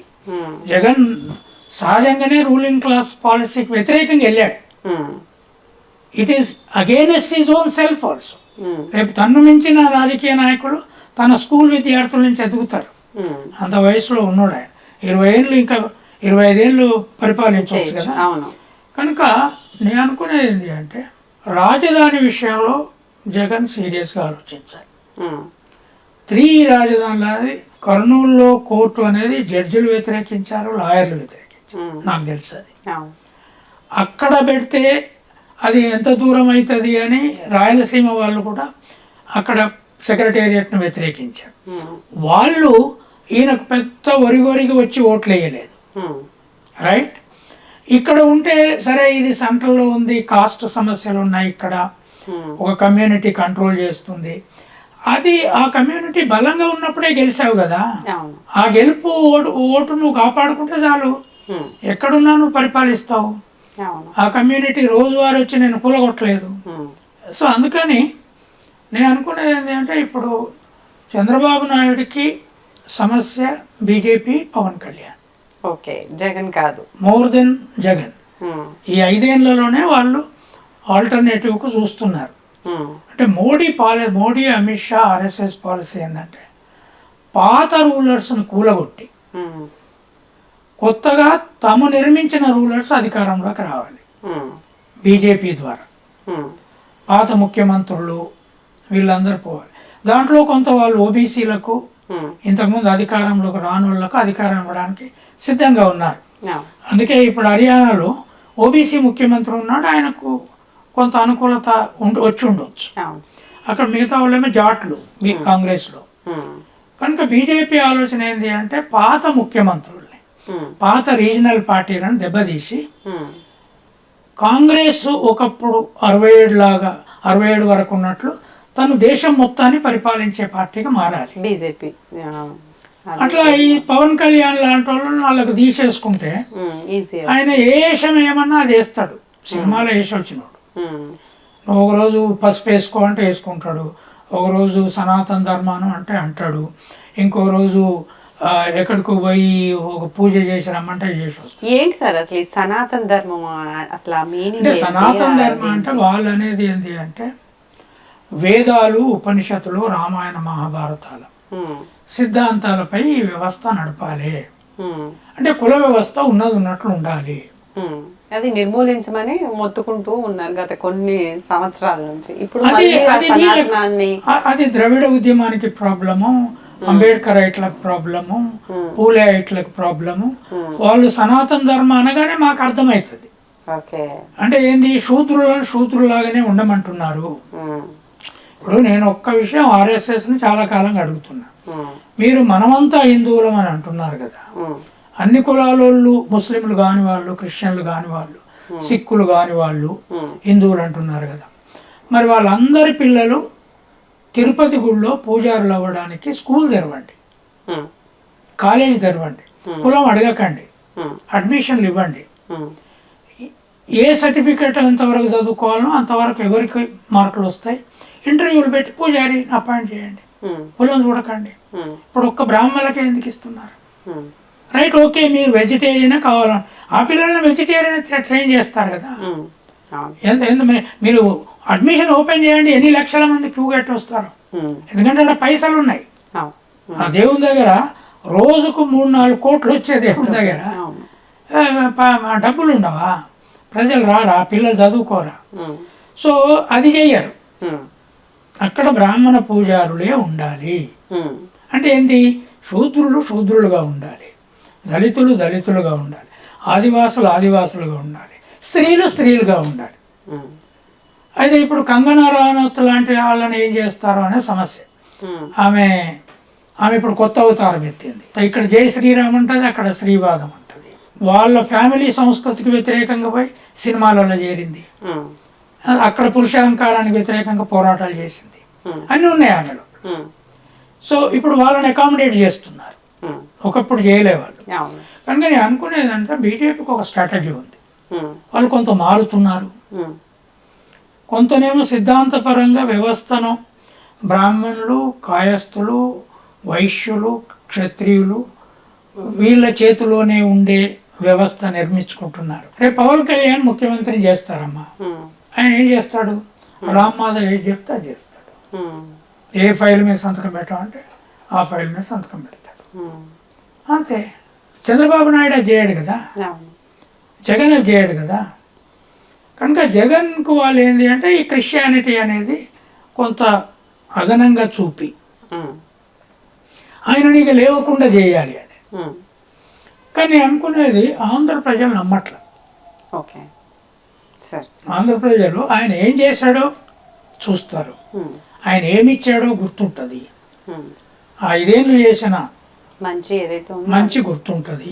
అక్కడి నుంచి మిడిల్ క్లాస్లో ఆయన కోల్పోయింది దాన్ని రాబట్టుకోవాలి. నెక్స్ట్ ఎన్నికల నాటికి పవన్ కళ్యాణ్ బీజేపీ, ఆయన దాంట్లో బీజేపీలో చేరి బీజేపీ కాపులను తనలో పెట్టుకొని పవన్ కళ్యాణ్ సినిమా వాళ్ళు చిరంజీవి వీళ్ళందరినీ చేర్చుకొని ఒక రాజకీయ శక్తికి పోటీ చేస్తే, చంద్రబాబు నాయుడు ఒక వ్యక్తిగా పార్టీగా పోటీ చేస్తే అడ్వాంటేజ్ జగన్కి అవుతుంది. అయితే జగన్ పాత అనుభవాల నుంచి కొన్ని లెసన్స్ తీసుకొని పార్టీ నిర్మాణాన్ని కాపాడుకోవడము, వెల్ఫేర్ను పార్టీ నిర్మాణాన్ని బ్యాలెన్స్ చేయడము అనే దాని మీద ఫోకస్ చేయాలి. ముఖ్యంగా ఈ రాజధాని ఇష్యూను ఇప్పుడు అక్కడి నుంచి తరలించడం కుదరదు, మళ్ళీ దాన్ని ఆ తుట్టెని కదిలిపితే తను నష్టపోతాడు. కనుక ఏం చేయవచ్చు అంటే ఇప్పుడు చంద్రబాబు 5 ఏళ్లలో ఏం కడతాడో ఆ కట్టిన వాటిని వాడుకుంటూనే తన వంతు డెవలప్మెంట్ను కొనసాగిస్తూ ఒక ప్రాంతంలో, ఇప్పుడు సెక్రటేరియట్, హైదరాబాద్ అసెంబ్లీ, ఇవన్నీ ఒక చిన్న ప్రాంతమే, అంత 100 ఎకరాల ఏరియానే. ఆ ఏరియాలు నిర్మించుకొని మిగతా దాన్ని రైతులు గెట్లు జడగొట్టుకున్నారు కనుక గ్రామాలకు కోఆపరేటివ్ వ్యవసాయం చేయించడానికి ఇచ్చేయాలి. ఇచ్చేస్తే వీళ్ళు నెలకు సంవత్సరానికి 50,000 ఎకరానికి ఇస్తున్నారే, దాంతో పెట్టుబడి పెట్టి పంటలు పండించవచ్చు, పెద్ద ఎత్తున ప్రాఫిట్స్ వస్తాయి. ఆ ఏరియా పట్టణం డెవలప్ అవుతున్న కొద్దీ ఆ భూమిని ఎక్స్పాండ్ వాడుకోవచ్చు. అట్లాగాని లేకపోతే తను కష్టం. నెక్స్ట్ అసలు గెలవడానికి ఏం ప్లాన్స్ చేసుకోవచ్చు అంటారు సార్? అంటే ఏ తప్పుల నుంచి తను నేర్చుకోవాల్సి ఉంది, జనానికి ఇంకా ఎలా దగ్గర అవ్వచ్చు అంటారు? ఫ్యామిలీ సమస్య ఇప్పుడు అది ఏ రేంజ్లో ఉంది, మళ్ళీ ఆ అమ్మాయి ఈయన పవర్ పోటీకి పోయినప్పుడు ఎట్లా వ్యవహరిస్తుంది, దాంట్లో ఏమన్నా ఉంటే ఈ 5 ఏళ్లలో ఎంతో కొంత మిగతా ఫ్యామిలీ మెంబర్లకు కొంత చోటు ఇస్తే, పెద్ద అన్ని రాజకీయ పార్టీలు ఇస్తున్నాయి, ఆయన ఇవ్వచ్చు. అది అమికబుల్గా సెటిల్ చేసుకోవడమే ఆయనకు బెటర్, లోపల ఎటువంటి సమస్యలు ఉన్నప్పటి. ఎందుకంటే మళ్ళీ ఆమె వచ్చి మాట్లాడము అయితే అప్పటికి ఆమె నమ్మరిగా. ఇప్పుడు పదవి పోయినాక, ఆయన దిగిపోయినాక ఒక రకంగా ఉంది, దిగిపోకముందు దింపే ప్రయత్నంలో ఉంది షర్మిల. కాంగ్రెస్ పుంజుకుంటుందని నేను అనుకోవట్లే ఆంధ్రలో. కానీ బేసిక్గా తన రాజకీయ నిర్మాణాన్ని, క్యాపిటల్, ప్రతిపక్షంతో ఎట్లా వ్యవహరించాలి, తర్వాత పార్టీ నిర్మాణాన్ని ఎట్లా కాపాడుకోవాలి, తను పెట్టుకున్న వెల్ఫేర్ ఎజెండా పోయిన ప్రభుత్వంలో పెట్టుకున్నది, దాన్ని మళ్ళీ ఎట్లా రీషేప్ చేసుకోవాలి, ఇవి జాగ్రత్తగా బ్యాలెన్స్ చేసుకోవాలి. తర్వాత తనకి ఈ 5 ఏళ్లలో తను హిందువు కాదు కాదు అనే దాన్ని పెంచుతారు, కానీ దాని మీద చాలా బ్యాలెన్స్గానే వ్యవహరించాడు ఆయన. ఇప్పుడు ఉదాహరణకి తిరుపతి పోతే నువ్వు సైన్ చేసి డిక్లరేషన్ ఇచ్చిపోవాలి, మరి ఆయన ముఖ్యమంత్రిగా ఉన్నప్పుడు పోయాడు కదా. అసలు నార్మల్గా ఏ టెంపుల్కైనా లేదా ఏ మస్జిద్కైనా ఏ చర్చ్కైనా పోయి విజిట్ చేయడానికి, అక్కడున్న ఆధ్యాత్మిక రంగాన్ని ఏదో ఒక రూపంలో తను చూడడానికి బలవంతపు సంతకాలు కరెక్ట్ కాదు కదా. అది ఆ తిరుపతి గుడి ఎందుకు పెట్టుకున్నది, మిగతా గుళ్ళలో ఎందుకు లేవు, అవి చర్చ అవుతుంది. కనుక వాళ్ళు రెచ్చగొడతారు. ఎందుకంటే ఈయన క్రిస్టియను, ఆ క్రిస్టియన్ మైనారిటీ ముస్లిం మైనారిటీ రెండు పోయినా మనకు మిగతా వాళ్ళు వస్తే ఓట్లలో గెలుస్తాము అని దాన్ని జాగ్రత్తగా హ్యాండిల్ చేసుకోవాల్సి ఉంటుంది. నేను అనుకుంటా ఆంధ్ర ప్రజలు దానికి పెద్ద లొంగిపోయి ఆయనను శత్రువుగా చేసుకోరు. Because he has done phenomenal things during 5 days. ఇంకే ముఖ్యమంత్రి చేయని పనులు కొన్ని చేశాడు. Okay sir. So he has to be very careful. రాజధాని విషయంలో ఏదో ఒక టైంలో he has to make it clear, స్పష్టంగా చెప్పాలి. అవును సార్. నేను అమరావతి వ్యవహారంలో ఇక రెండో ఆలోచన చెయ్యను. అయితే ఆ 34,000 ఎకరాల డెవలప్మెంట్కు ఇప్పుడు ప్రభుత్వం ఎంత చేస్తుంది, తర్వాత నేను ఎంత చేయగలుగుతాను, ఏ పద్ధతులు చేయొచ్చు, ఆ ల్యాండ్నంతా ఉపయోగకరంగా ఇప్పుడున్న దాన్ని ప్రభుత్వ చేతిలో ఉంచుకొని దాంట్లో ఎటువంటి కోఆపరేటివ్ వ్యవసాయం చేయించవచ్చు అనేది మేము ప్లాన్ చేస్తాం. అది ప్రభుత్వం చేతిలోనే ఉంటుంది. దాని వాల్యూ పెంచుతాం. పట్టణాల నిర్మాణం జరుగుతున్న కొద్దీ దాన్ని ఎక్స్పాండ్ చేస్తాం అనేది స్టాండ్ తీసుకోకపోతే ఇప్పుడు వరదలు వచ్చినాయి ఇక మళ్ళీ కుదరదు ఇది అది, ఇక అది I don't think it works. ఇప్పటి నుంచే జనంలోకి వెళ్ళాలి నెమ్మదిగా. ఆయన ఏవైతే బలంగా నమ్ముతున్నారో ఏవైతే ఏవైతే మార్చుకున్నాడో కూడా చెప్పాలి. అవును సార్. కొన్ని బలంగా నమ్మేటి, కొన్ని ఏమో ఇంతకు ముందు నమ్మనే ఉంటాయి.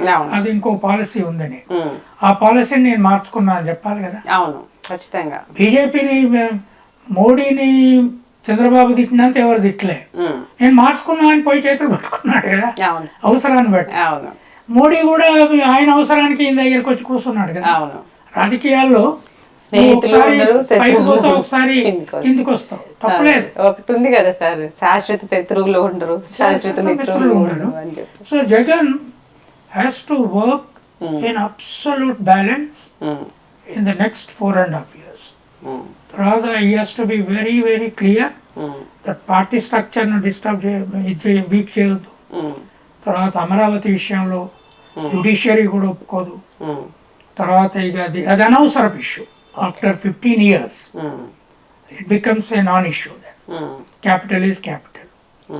సో చేసుకొని పోతే ఐ థింక్ ఆయన ఫైట్ చేసే స్పిరిట్ ఉంది కనుక కాన్ఫిడెన్స్ ఖచ్చితంగా మళ్ళీ he will come back. అలాగే సార్, ఇప్పుడు ఎస్టీ వర్గీకరణ జరుగుతోంది, అంటే జరిగింది ఆల్రెడీ. ఇప్పుడు మందకృష్ణ మాదిగా ఎస్సీ వర్గీకరణ మీద ఏదైతే రిజర్వేషన్లు ఉన్నాయో వాటి మీద ఈరోజు నిరసన కార్యక్రమం చేస్తూ ఉన్నారు. ఒకటి, ఏదైతే మాదిగలకి రిజర్వేషన్లో తక్కువ వస్తుంది ఉద్యోగాల్లో అయితే ఏంటి, లేకపోతే ఏదైతే హక్కులు ఉన్నాయో వాటిలో లేదు, ఆ విషయం యాక్చువల్గా తేలిపోయిందమ్మా. సుప్రీంకోర్టు జడ్జిమెంట్ ఏం చెప్పిందంటే సబ్ కాస్ట్లకు అన్యాయం జరిగిందని ఖచ్చితమైన లెక్కలు తేల్చిన చోట రాష్ట్ర ప్రభుత్వము కేంద్ర ప్రభుత్వాలు వాటి వాటికి రావడానికి కావలసిన స్టెప్స్ తీసుకోవచ్చు. అది రాజ్యాంగబద్ధమే. సో ఇంతకుముందు చంద్రబాబు నాయుడు పీరియడ్లో అమలు చేసిన దాన్ని కొట్టేసి ABCDని తీసేసారు. అయితే సుప్రీంకోర్టు జడ్జిమెంట్ ఒక్క దళితులకే పరిమితం కాలే. 3 కేటగిరీల రిజర్వేషన్లలో సబ్ కాస్ట్ల విషయం ఉంది. కనుక నా దృష్టిలో అది అమలుకు వస్తుంది. మాలామాదిగలు, వాటి ఉపకులాలు, ఆదివాసులు, వాళ్ళ మధ్య విభజన, బీసీ కులాల మధ్య కూడా జనాభా ప్రాతిపదిక పైన ఎవరి వాటా ఎంత అనేది లెక్కలు తీయాల్సి వస్తుంది. అయితే అది కేంద్ర కాస్ట్ సెన్సస్ చేయకుండా అది అమలు చేయడానికి లేదు. కేంద్రమే చేయాలి. ఎందుకంటే ఇది ఇక్కడ ఒక్క దగ్గరనే కాదు, నార్త్ ఈస్ట్ ట్రైబల్స్ ఉన్నారు, బీసీలు ఉన్నారు. అన్ని బీసీ కులాలలో మాకు తప్పు వస్తున్నాయనే వాదనలు ఉన్నాయి. సుప్రీంకోర్టు జడ్జిమెంట్ అందరికీ వర్తిస్తుంది, ఒక్క కృష్ణమాదిగ కోసం వచ్చిన జడ్జిమెంట్ కాదు. అందుకని నేను అనేది ఏంటి అంటే ఇవి ఇమీడియట్గా రాష్ట్ర ప్రభుత్వాలను ఒత్తిడి తెచ్చి ఈ రాష్ట్రంలో అమలు చేయించుకుంటాము అనేది చేయలేరు. కరెక్ట్గా. ఎందుకంటే సుప్రీంకోర్టు జడ్జిమెంట్ ఏం చెప్పింది, వెరిఫైయబుల్ ఆబ్జెక్టివ్ డేటా ఉండాలి. అది నేషనల్ కాస్ట్ సెన్సెస్ తప్ప ఏదో SC commission, ST commission, BC commission చేసే లెక్క కుదరదు. స్టేట్ గవర్నమెంట్ ఒకవేళ కుల లెక్కలు తీసినా కూడా కోర్టు ఒప్పుకోవాల్సిన అవసరం లేదు, బికాజ్ అది సెన్సెస్ కాదు అది. సో అన్ని కులాల వాళ్ళు ఇంక్లూడింగ్ మాదిగలు, మాలలు, బీసీలు, ఎస్టీ, కానీ రిజర్వేషన్లలో మాలలకే ఎక్కువ ఉద్యోగాలు అది పోతున్నాయి ఉన్నాయి అనేది ఇంతకుముందే తేలింది. Sir.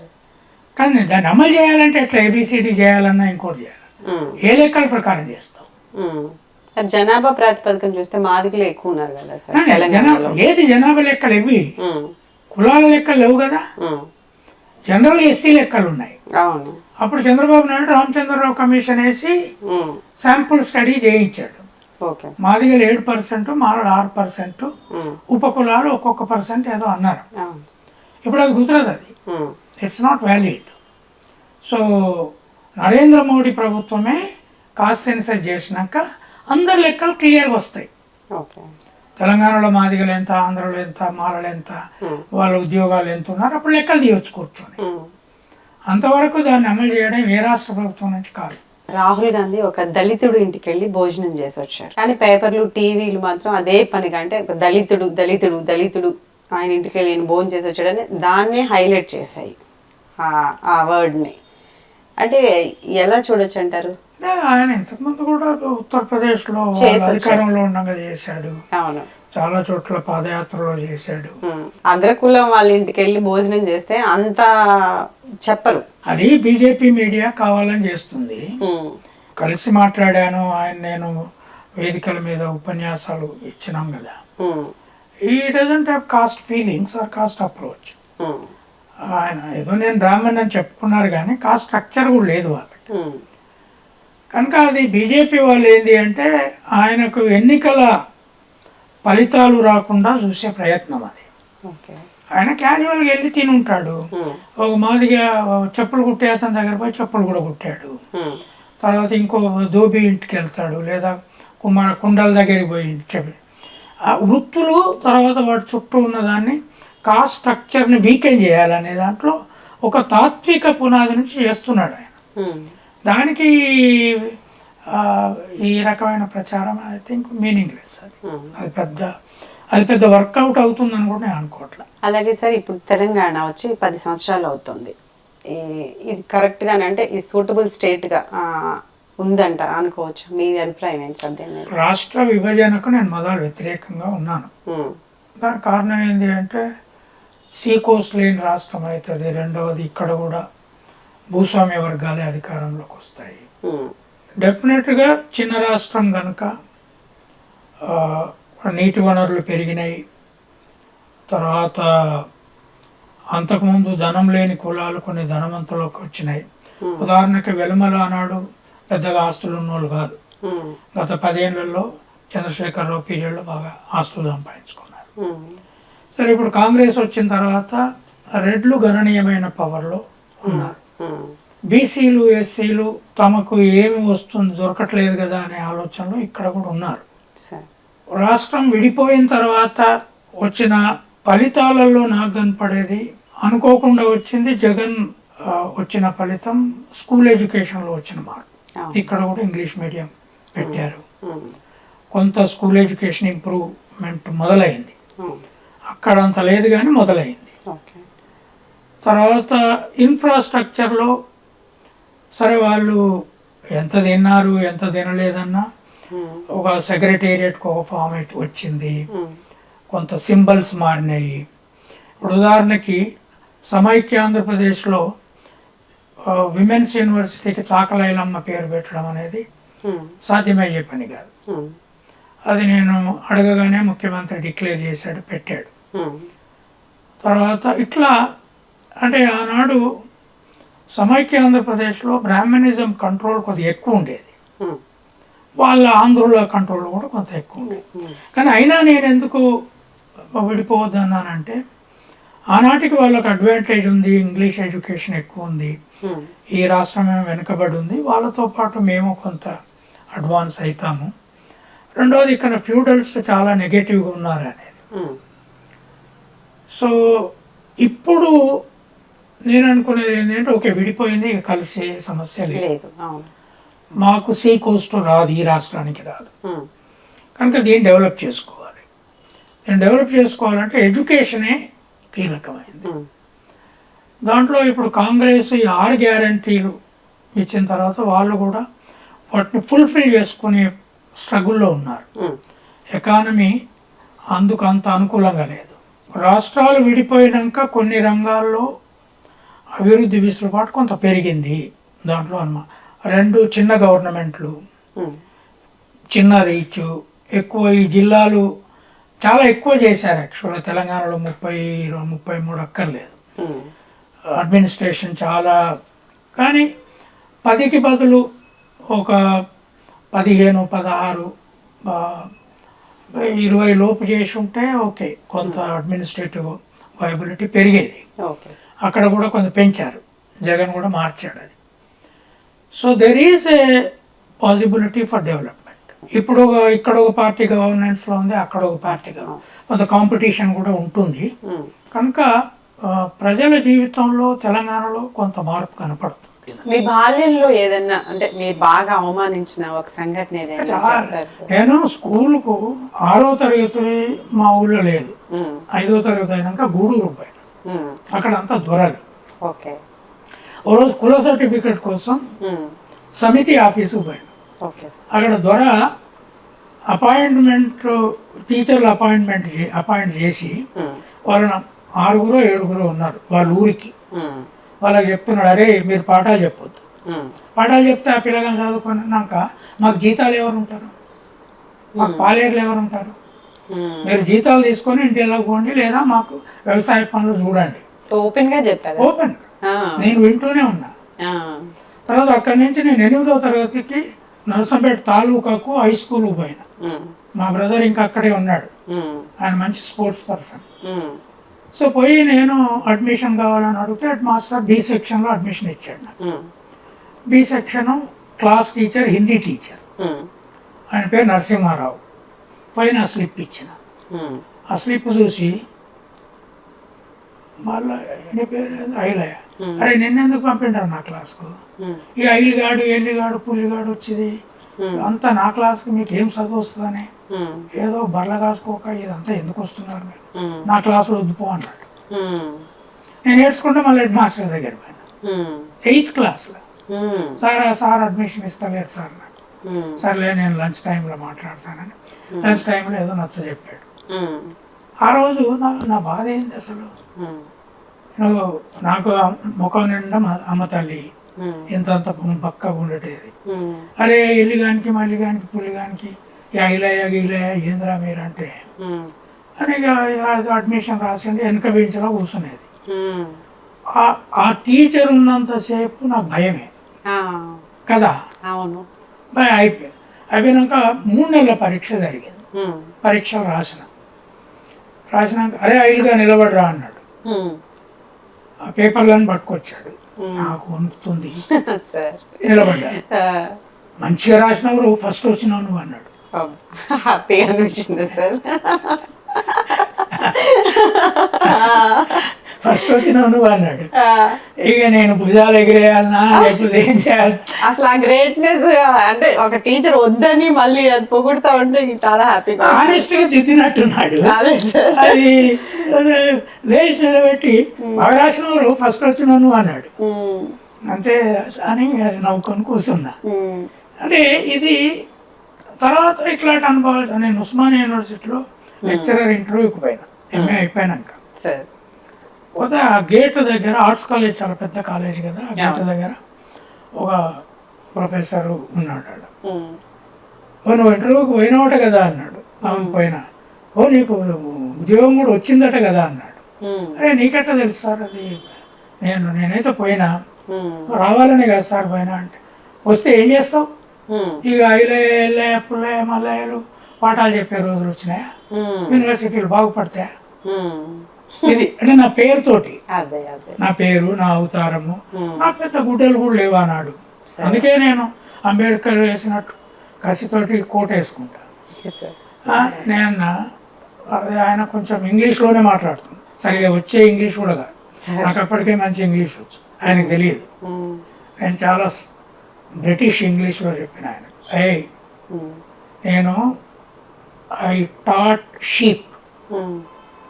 When I could teach sheep, it is not difficult to teach your children. గొర్రెలకే చదువు చెప్పినాను నేను, మీ పిల్లలకు చదువు చెప్పుడు లెక్క కాదు, డోంట్ టాక్ రబిష్ అని. ఆ తర్వాత నేను జాయిన్ అయినాక అతను నన్ను చూస్తే అట్లా వెళ్ళిపోయేటోడు. అంటే ఇది ఎక్కడి నుంచి వచ్చింది? అతను శూద్రుడే, అతను ఒక రెడ్డి, బ్రాహ్మణ్ కూడా కాడు.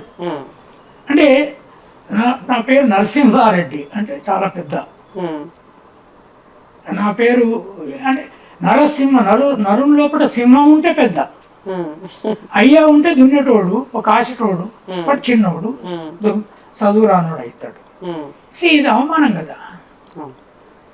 కనుక మార్పు రావాలి ఖచ్చితంగా సమాజం నుంచి. అంటే ఇప్పుడు నేను నా ఆత్మకథలో కూడా రాసిన, నేను ఎంఏ ఫైనల్ ఇయర్లో ఒక రెడ్డి అబ్బాయి, ఆయన ఏబీవీపీ అనుకూలంగా ఉంటాడు, స్ట్రాంగ్ ఏబీవీపీ, బట్ నేనేమో పీడిఎస్యూకు అనుకూలం. నేను క్లాస్ మానిటర్కి పోటీ చేసిన, అతను చేశాడు. అతను కొంచెం ఆస్తిపరుడు, చాలా టాల్గా హ్యాండ్సమ్గా ఉండేటోడు. అయితే క్లాస్లో 12 మంది అమ్మాయిలు ఉండేది. ఆ అమ్మాయిలతో నేను ఒక్కడనే రూరల్ ఏరియా నుంచి వచ్చినాను, ఇంగ్లీష్లో మాట్లాడేది.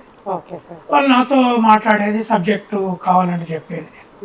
సో వాళ్ళందరూ నాకు ఓటేసారు, ఒక్క అమ్మాయి తప్ప. వేసినాక నేను గెలిచిన. ఐలయ్య గారి జీవితంలో ఎవరు అమ్మాయిలు లేరా సార్? అదే చెప్తున్నా నేను, అదే చెప్తున్నా. గెలిచినాక ఒక జాగీర్దార్ అమ్మాయి ఉండేది, వీ వాంట్ ఏ పార్టీ అన్నది. అంటే ఏం పార్టీ కావాలంటే ఏదన్నా మన క్యాంటీన్లో తినిపించు. సో దోశ పార్టీ, అంతకంటే ఎక్కువ దొరికేది కదా. సరే తినిపిస్తలేమని అందరిని రమ్మన్నా, నాకు వేయని ఓటు వేయని అమ్మాయి అనమాట. ఏమైనా ముందు పోతున్నా వాళ్ళు వెనక వస్తున్నారు, ఆ వెనక అమ్మాయిలు నడుస్తున్నారు. ఈ భావన అనే అమ్మాయి జాగీర్దార్. సో ఆ అమ్మాయి ఇంక పక్క అమ్మాయిని అడిగింది, this fellow intelligent fellow, is any girl thinking about him అని. అంటే ఆ పక్క అమ్మాయి ఈ ముసలోని ఎవరు చేసుకుంటాడు. అయ్యో, అప్పుడు ఎంగేజ్ కదా సార్, 23 ఏళ్ళ. అంటే ఎప్పుడు పుస్తకాలు చదువు ఇదే లోకంలో ఉండేవాళ్ళు. అది ఎందుకని నేను విన్నది, విని ఎందుకు ఇట్లా అన్నది అని నేను ప్రేమించారా ఐలయ్య గారు? ఆలోచించుకొని నేను పోయి అద్దంలో, చిన్న అద్దం ఉండేది మా హాస్టల్లో ఉండేటోళ్ళంగా, చూసుకుంటే అప్పటికే నాకు అక్కడక్కడ 1-2 చల్లెంట్ ఉన్నాయి. I was also lean and lanky. So నేను తర్వాత 65 ఏళ్ళ తర్వాత రాసిన. వాళ్ళు అట్లా నాడు అనుకున్నారు కదా, 65 ఏళ్ళకి నన్ను చూసుకుంటే వాళ్ళంతా ఇప్పుడు ముసలోళ్ళు అయిపోయారు. నాకు ఇప్పుడు అఫీషియల్గా 72 ఏళ్ళు. So this is a cultural value. So నేను అనేది ఏంటి అంటే, పెళ్లి ప్రస్తావన కూడా ఎప్పుడు ఇంట్లో వాళ్ళు తీసుకురాలేదు. లేదు, నేను ఒక అమ్మాయితో చేసుకుందాం అనుకున్నా, ఆమె కూడా ఇట్లే నువ్వు ముసలోను అన్నట్టు, అయితే అందగానివి కాదన్నట్లుంటే సరేపో ఇష్టం వచ్చిన. So I thought of black colour అంటే నాకు చాలా ఇష్టం యాక్చువల్గా మొదటి నుంచి. So I thought okay black girl would be good, but he didn't like it. Okay నేను పో, నీ జీవితం నువ్వు బతకను. బట్ ఐ నెవర్, ఒక ఆత్మగౌరవాన్ని పొడగొట్టుకున్నాం అనుకో, you can't do anything in life అని అనేది ఏంటి అంటే, మతము అని ఉన్నప్పుడు చాలా మంది వెస్టర్న్ విమెన్, ఒక గ్రేటెస్ట్ సైంటిస్ట్ నిరంతరం కుర్చీ మీదనే ఉండి ఈ బ్లాక్ హోల్ను స్టడీ చేశాడు బ్రిటిష్ అతను. అతన్ని పెళ్లి చేసుకున్న బ్రిటిష్ అమ్మాయి చూడండి, అతను ఆ అమ్మాయి అతనికి నోబెల్ ప్రైజ్ వచ్చేంత వరకు వింటుంది. అంటే ఆ విలువలు మతంలో ఉన్నాయి, కొన్ని మతాలలో. మదర్ తెరేసా కుష్టి వ్యాధుల చుట్టూ ఎందుకున్నది? ఆమె ఎంత అందమైన యంగ్ గర్ల్ చూసారా, young photo, so beautiful see was. ఆమె అంటే ఆ మతం నేర్పింది. ఇప్పుడు మనమున్న మతంలోనే కులాలు, ఇప్పుడు నన్ను ఎవరైనా పెళ్లి చేసుకోవాలంటే ఆ రోజుల్లో ముందు నా కులం కనిపెట్టాలి, ముందు నా అందం చూడాలి, నా ఎత్తు చూడాలి, ఇవన్నీ ఉంటాయి. తర్వాత కులం కనిపెట్టాలి. ఇక నేను వాటన్నిట్లలో ఈదుకుంటూ ఉండాలి. నేను అనుకున్నా ఇది వదిలేసే, ఇది పిల్లలుగానే బదులు పుస్తకాలుగా అందాం, రైట్. సో ఈ పిల్లలు కూడా వేలేళ్ళు ఉంటారు, ఆ పిల్లలు ఎంతకాలం ఉంటారో తెలియదు. ఇప్పుడు సమాజం అంతా ఐలయ్య గారి పిల్లలే. It's not question. I mean why I'm not a Hindu రాసే రోజులలో it was a great struggle. అంటే ఆ పుస్తకం రాసిన తర్వాత కూడా చాలా బెదిరింపులు వచ్చినాయి నాకు, ఎట్లా రాస్తాను ఇది. కానీ I thought I will die. ఎప్పుడైతే ఇక అది రాశానో, అది రాసినప్పుడు నాకు రాత మొదలుపెట్టినప్పుడు నాకు 39 years. సో అప్పటికే నేను ఇక పౌర హక్కులలో ఉన్నా, రాతలో ఉన్నా, నేర్చుకోవాలి కదా ఈ స్ట్రగుల్. మామూలు ఇంగ్లీష్ నేర్చుకుంటున్నా, తర్వాత పౌర హక్కుల పని చేస్తున్నా. అందుకని మతము అనేది చెడుది కాదు. నన్ను చాలామంది అడిగారు ఆర్యవైశ్యుల కొట్లాటప్పుడు, నువ్వు దేవుని నమ్ముతావా? నమ్ముతా. What is the name of your god? My god is equality, written on the wall. Equality is my god. నువ్వు దాన్ని నమ్ముతారా? ఇతరం వీల్ వర్షిప్. నువ్వు కొబ్బరికాయ కొట్టుకుంటే కొట్టుకో, నేను నిలబెడతా, నేను కొట్టాను. సో ఇది ఈ మానవత్వం. నువ్వు వెజిటేరియన్ తింటే తిను, కానీ ఒక కులం ఎట్లా వెజిటేరియన్ అవుతుంది? వ్యక్తిగా కావచ్చు. అవును. ఒక మతంలో మొత్తము దేవుళ్ళనే వెజిటేరియన్ ఎట్లా చేస్తున్నారు? ఇంకో వాళ్ళ అదే మతంలో ఉన్నారనుకున్న పోచమ్మ మైసమ్మల్ని ఎట్లా అవమానపరుస్తారు? ఇది ఎట్లా కుదురు? బెంగాలీలో దుర్గా చేపలు పెడతారు ఆమెకు. అవును, ఈ నవరాత్రుల్లో ఖచ్చితంగా చేపలు పెడతారు. అవును, ఒక రకమైన చేప ఉంటుంది, దాన్ని ప్రసాదంగా బెంగాలీలో బ్రాహ్మణులు చేపలు లేకుండా తినరు. కనుక అది ఈ పుస్తకం నేను రాసిన తర్వాత, అది పుస్తకాలలో కోట్ చేసినా చెయ్య. మా జీవితం మీద మీరు పుస్తకాలే రాయలేదు కదా. పుస్తకాల నుంచి రాలే, పుస్తకాలు మనుషుల జీవితం నుంచి వచ్చినాయి. అందుకని నేను ఊళ్ళలోకి పోయి, అందుకే నాకు నన్ను ఎక్కువ ఇన్ఫ్లుయెన్స్ చేసిన తత్వవేత్త ఎవరు అని చాలామంది అడిగాను. నేను చెప్పిన మా అమ్మ. మా మదరు నన్ను బళ్ళో తోలమని, నేను 9వ ఏట అట్లా ఉంటా, మా అన్న 11 ఏట ఉంటాడు. అదే అలుకు చదువుతుంటే అప్పుడే కొత్త టీచర్ వచ్చిండు, ఆ ఊరికి సింగిల్ టీచర్. ఆయనకు పిల్లలు కావాలి, మాకు కొంచెం గొర్రెలు ఉన్నాయి, ఇంత భూమి ఉందని మమ్మల్ని ఇద్దరిని బలికి తోడమని వచ్చాడు ఆయన. మా అమ్మని అడిగాడు, ఆమె మంచం వేసి కూర్చుండబెట్టింది. పిల్లల్ని బడికి తోలమంటే, అయ్యా చదువు మాకు వచ్చి రాదన్నది. అప్పటికి గొడ్ల కాస్తున్నాం. అంటే అదేం లేదమ్మా అంటే, లేలే సరస్వతి దయ్యమై పట్టి చంపుతుంది మా వాళ్ళని. ఆ టీచరు అదే సరస్వతి చదువుల తల్లి కదా.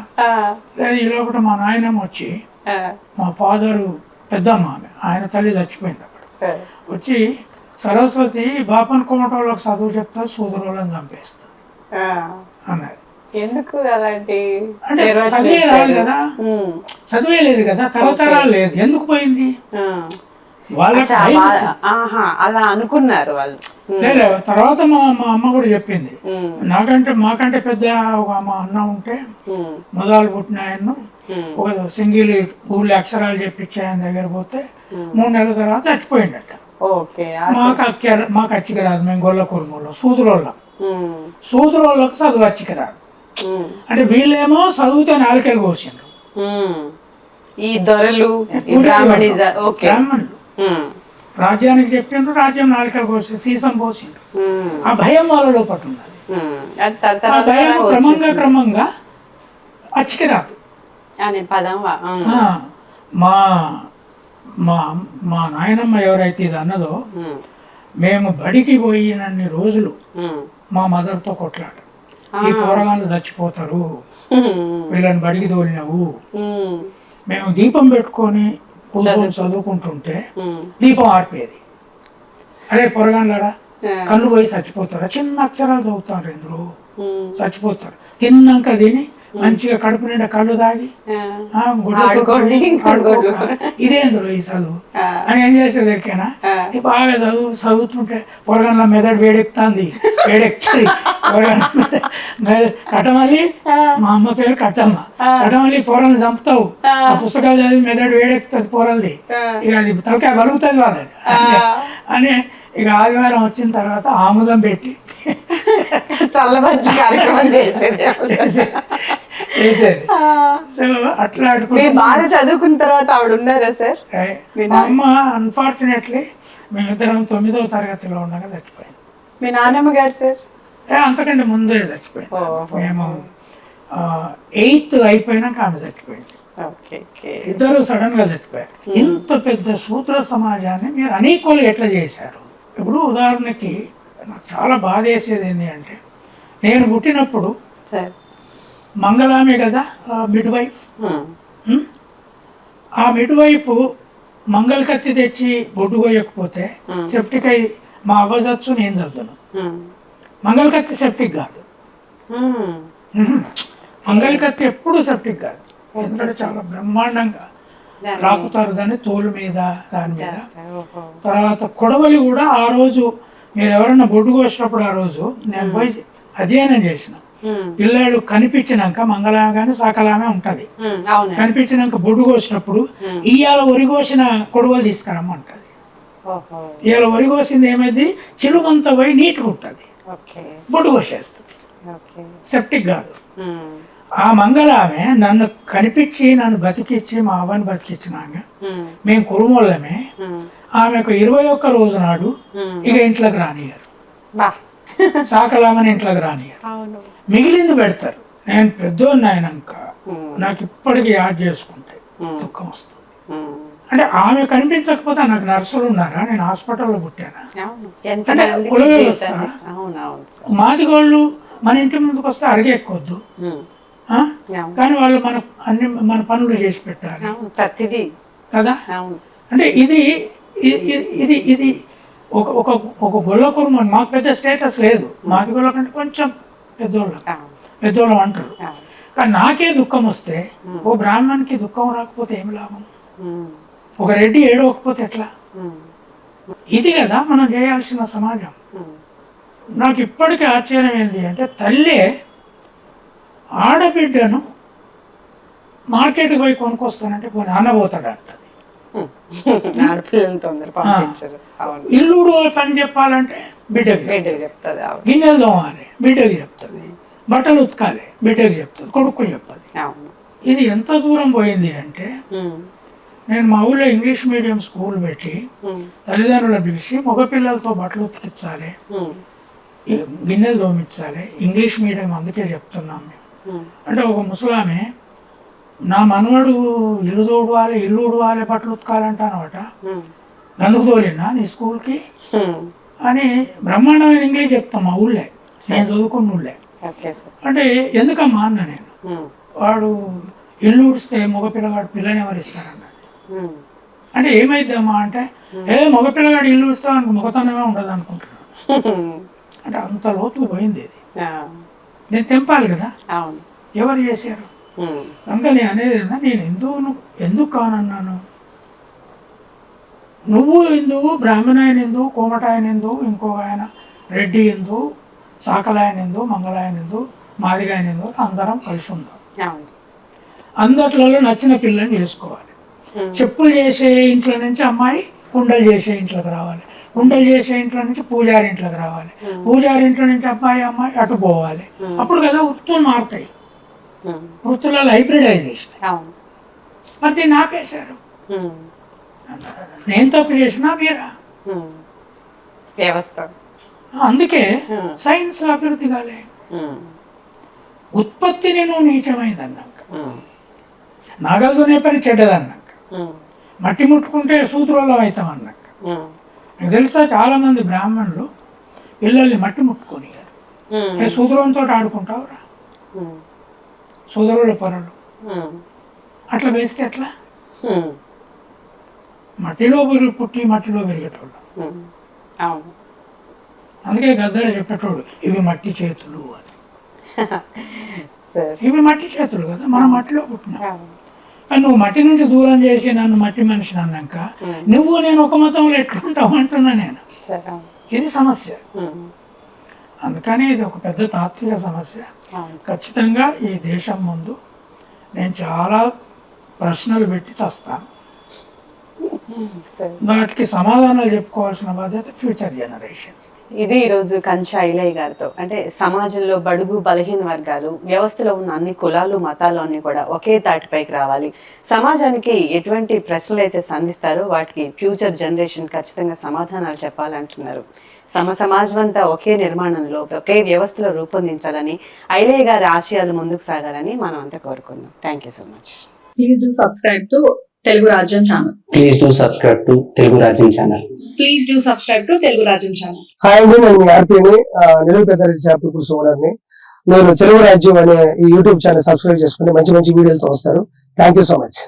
Hi people, I'm Sonakshi Verma and you please watch Telugu Rajam and please subscribe to the channel.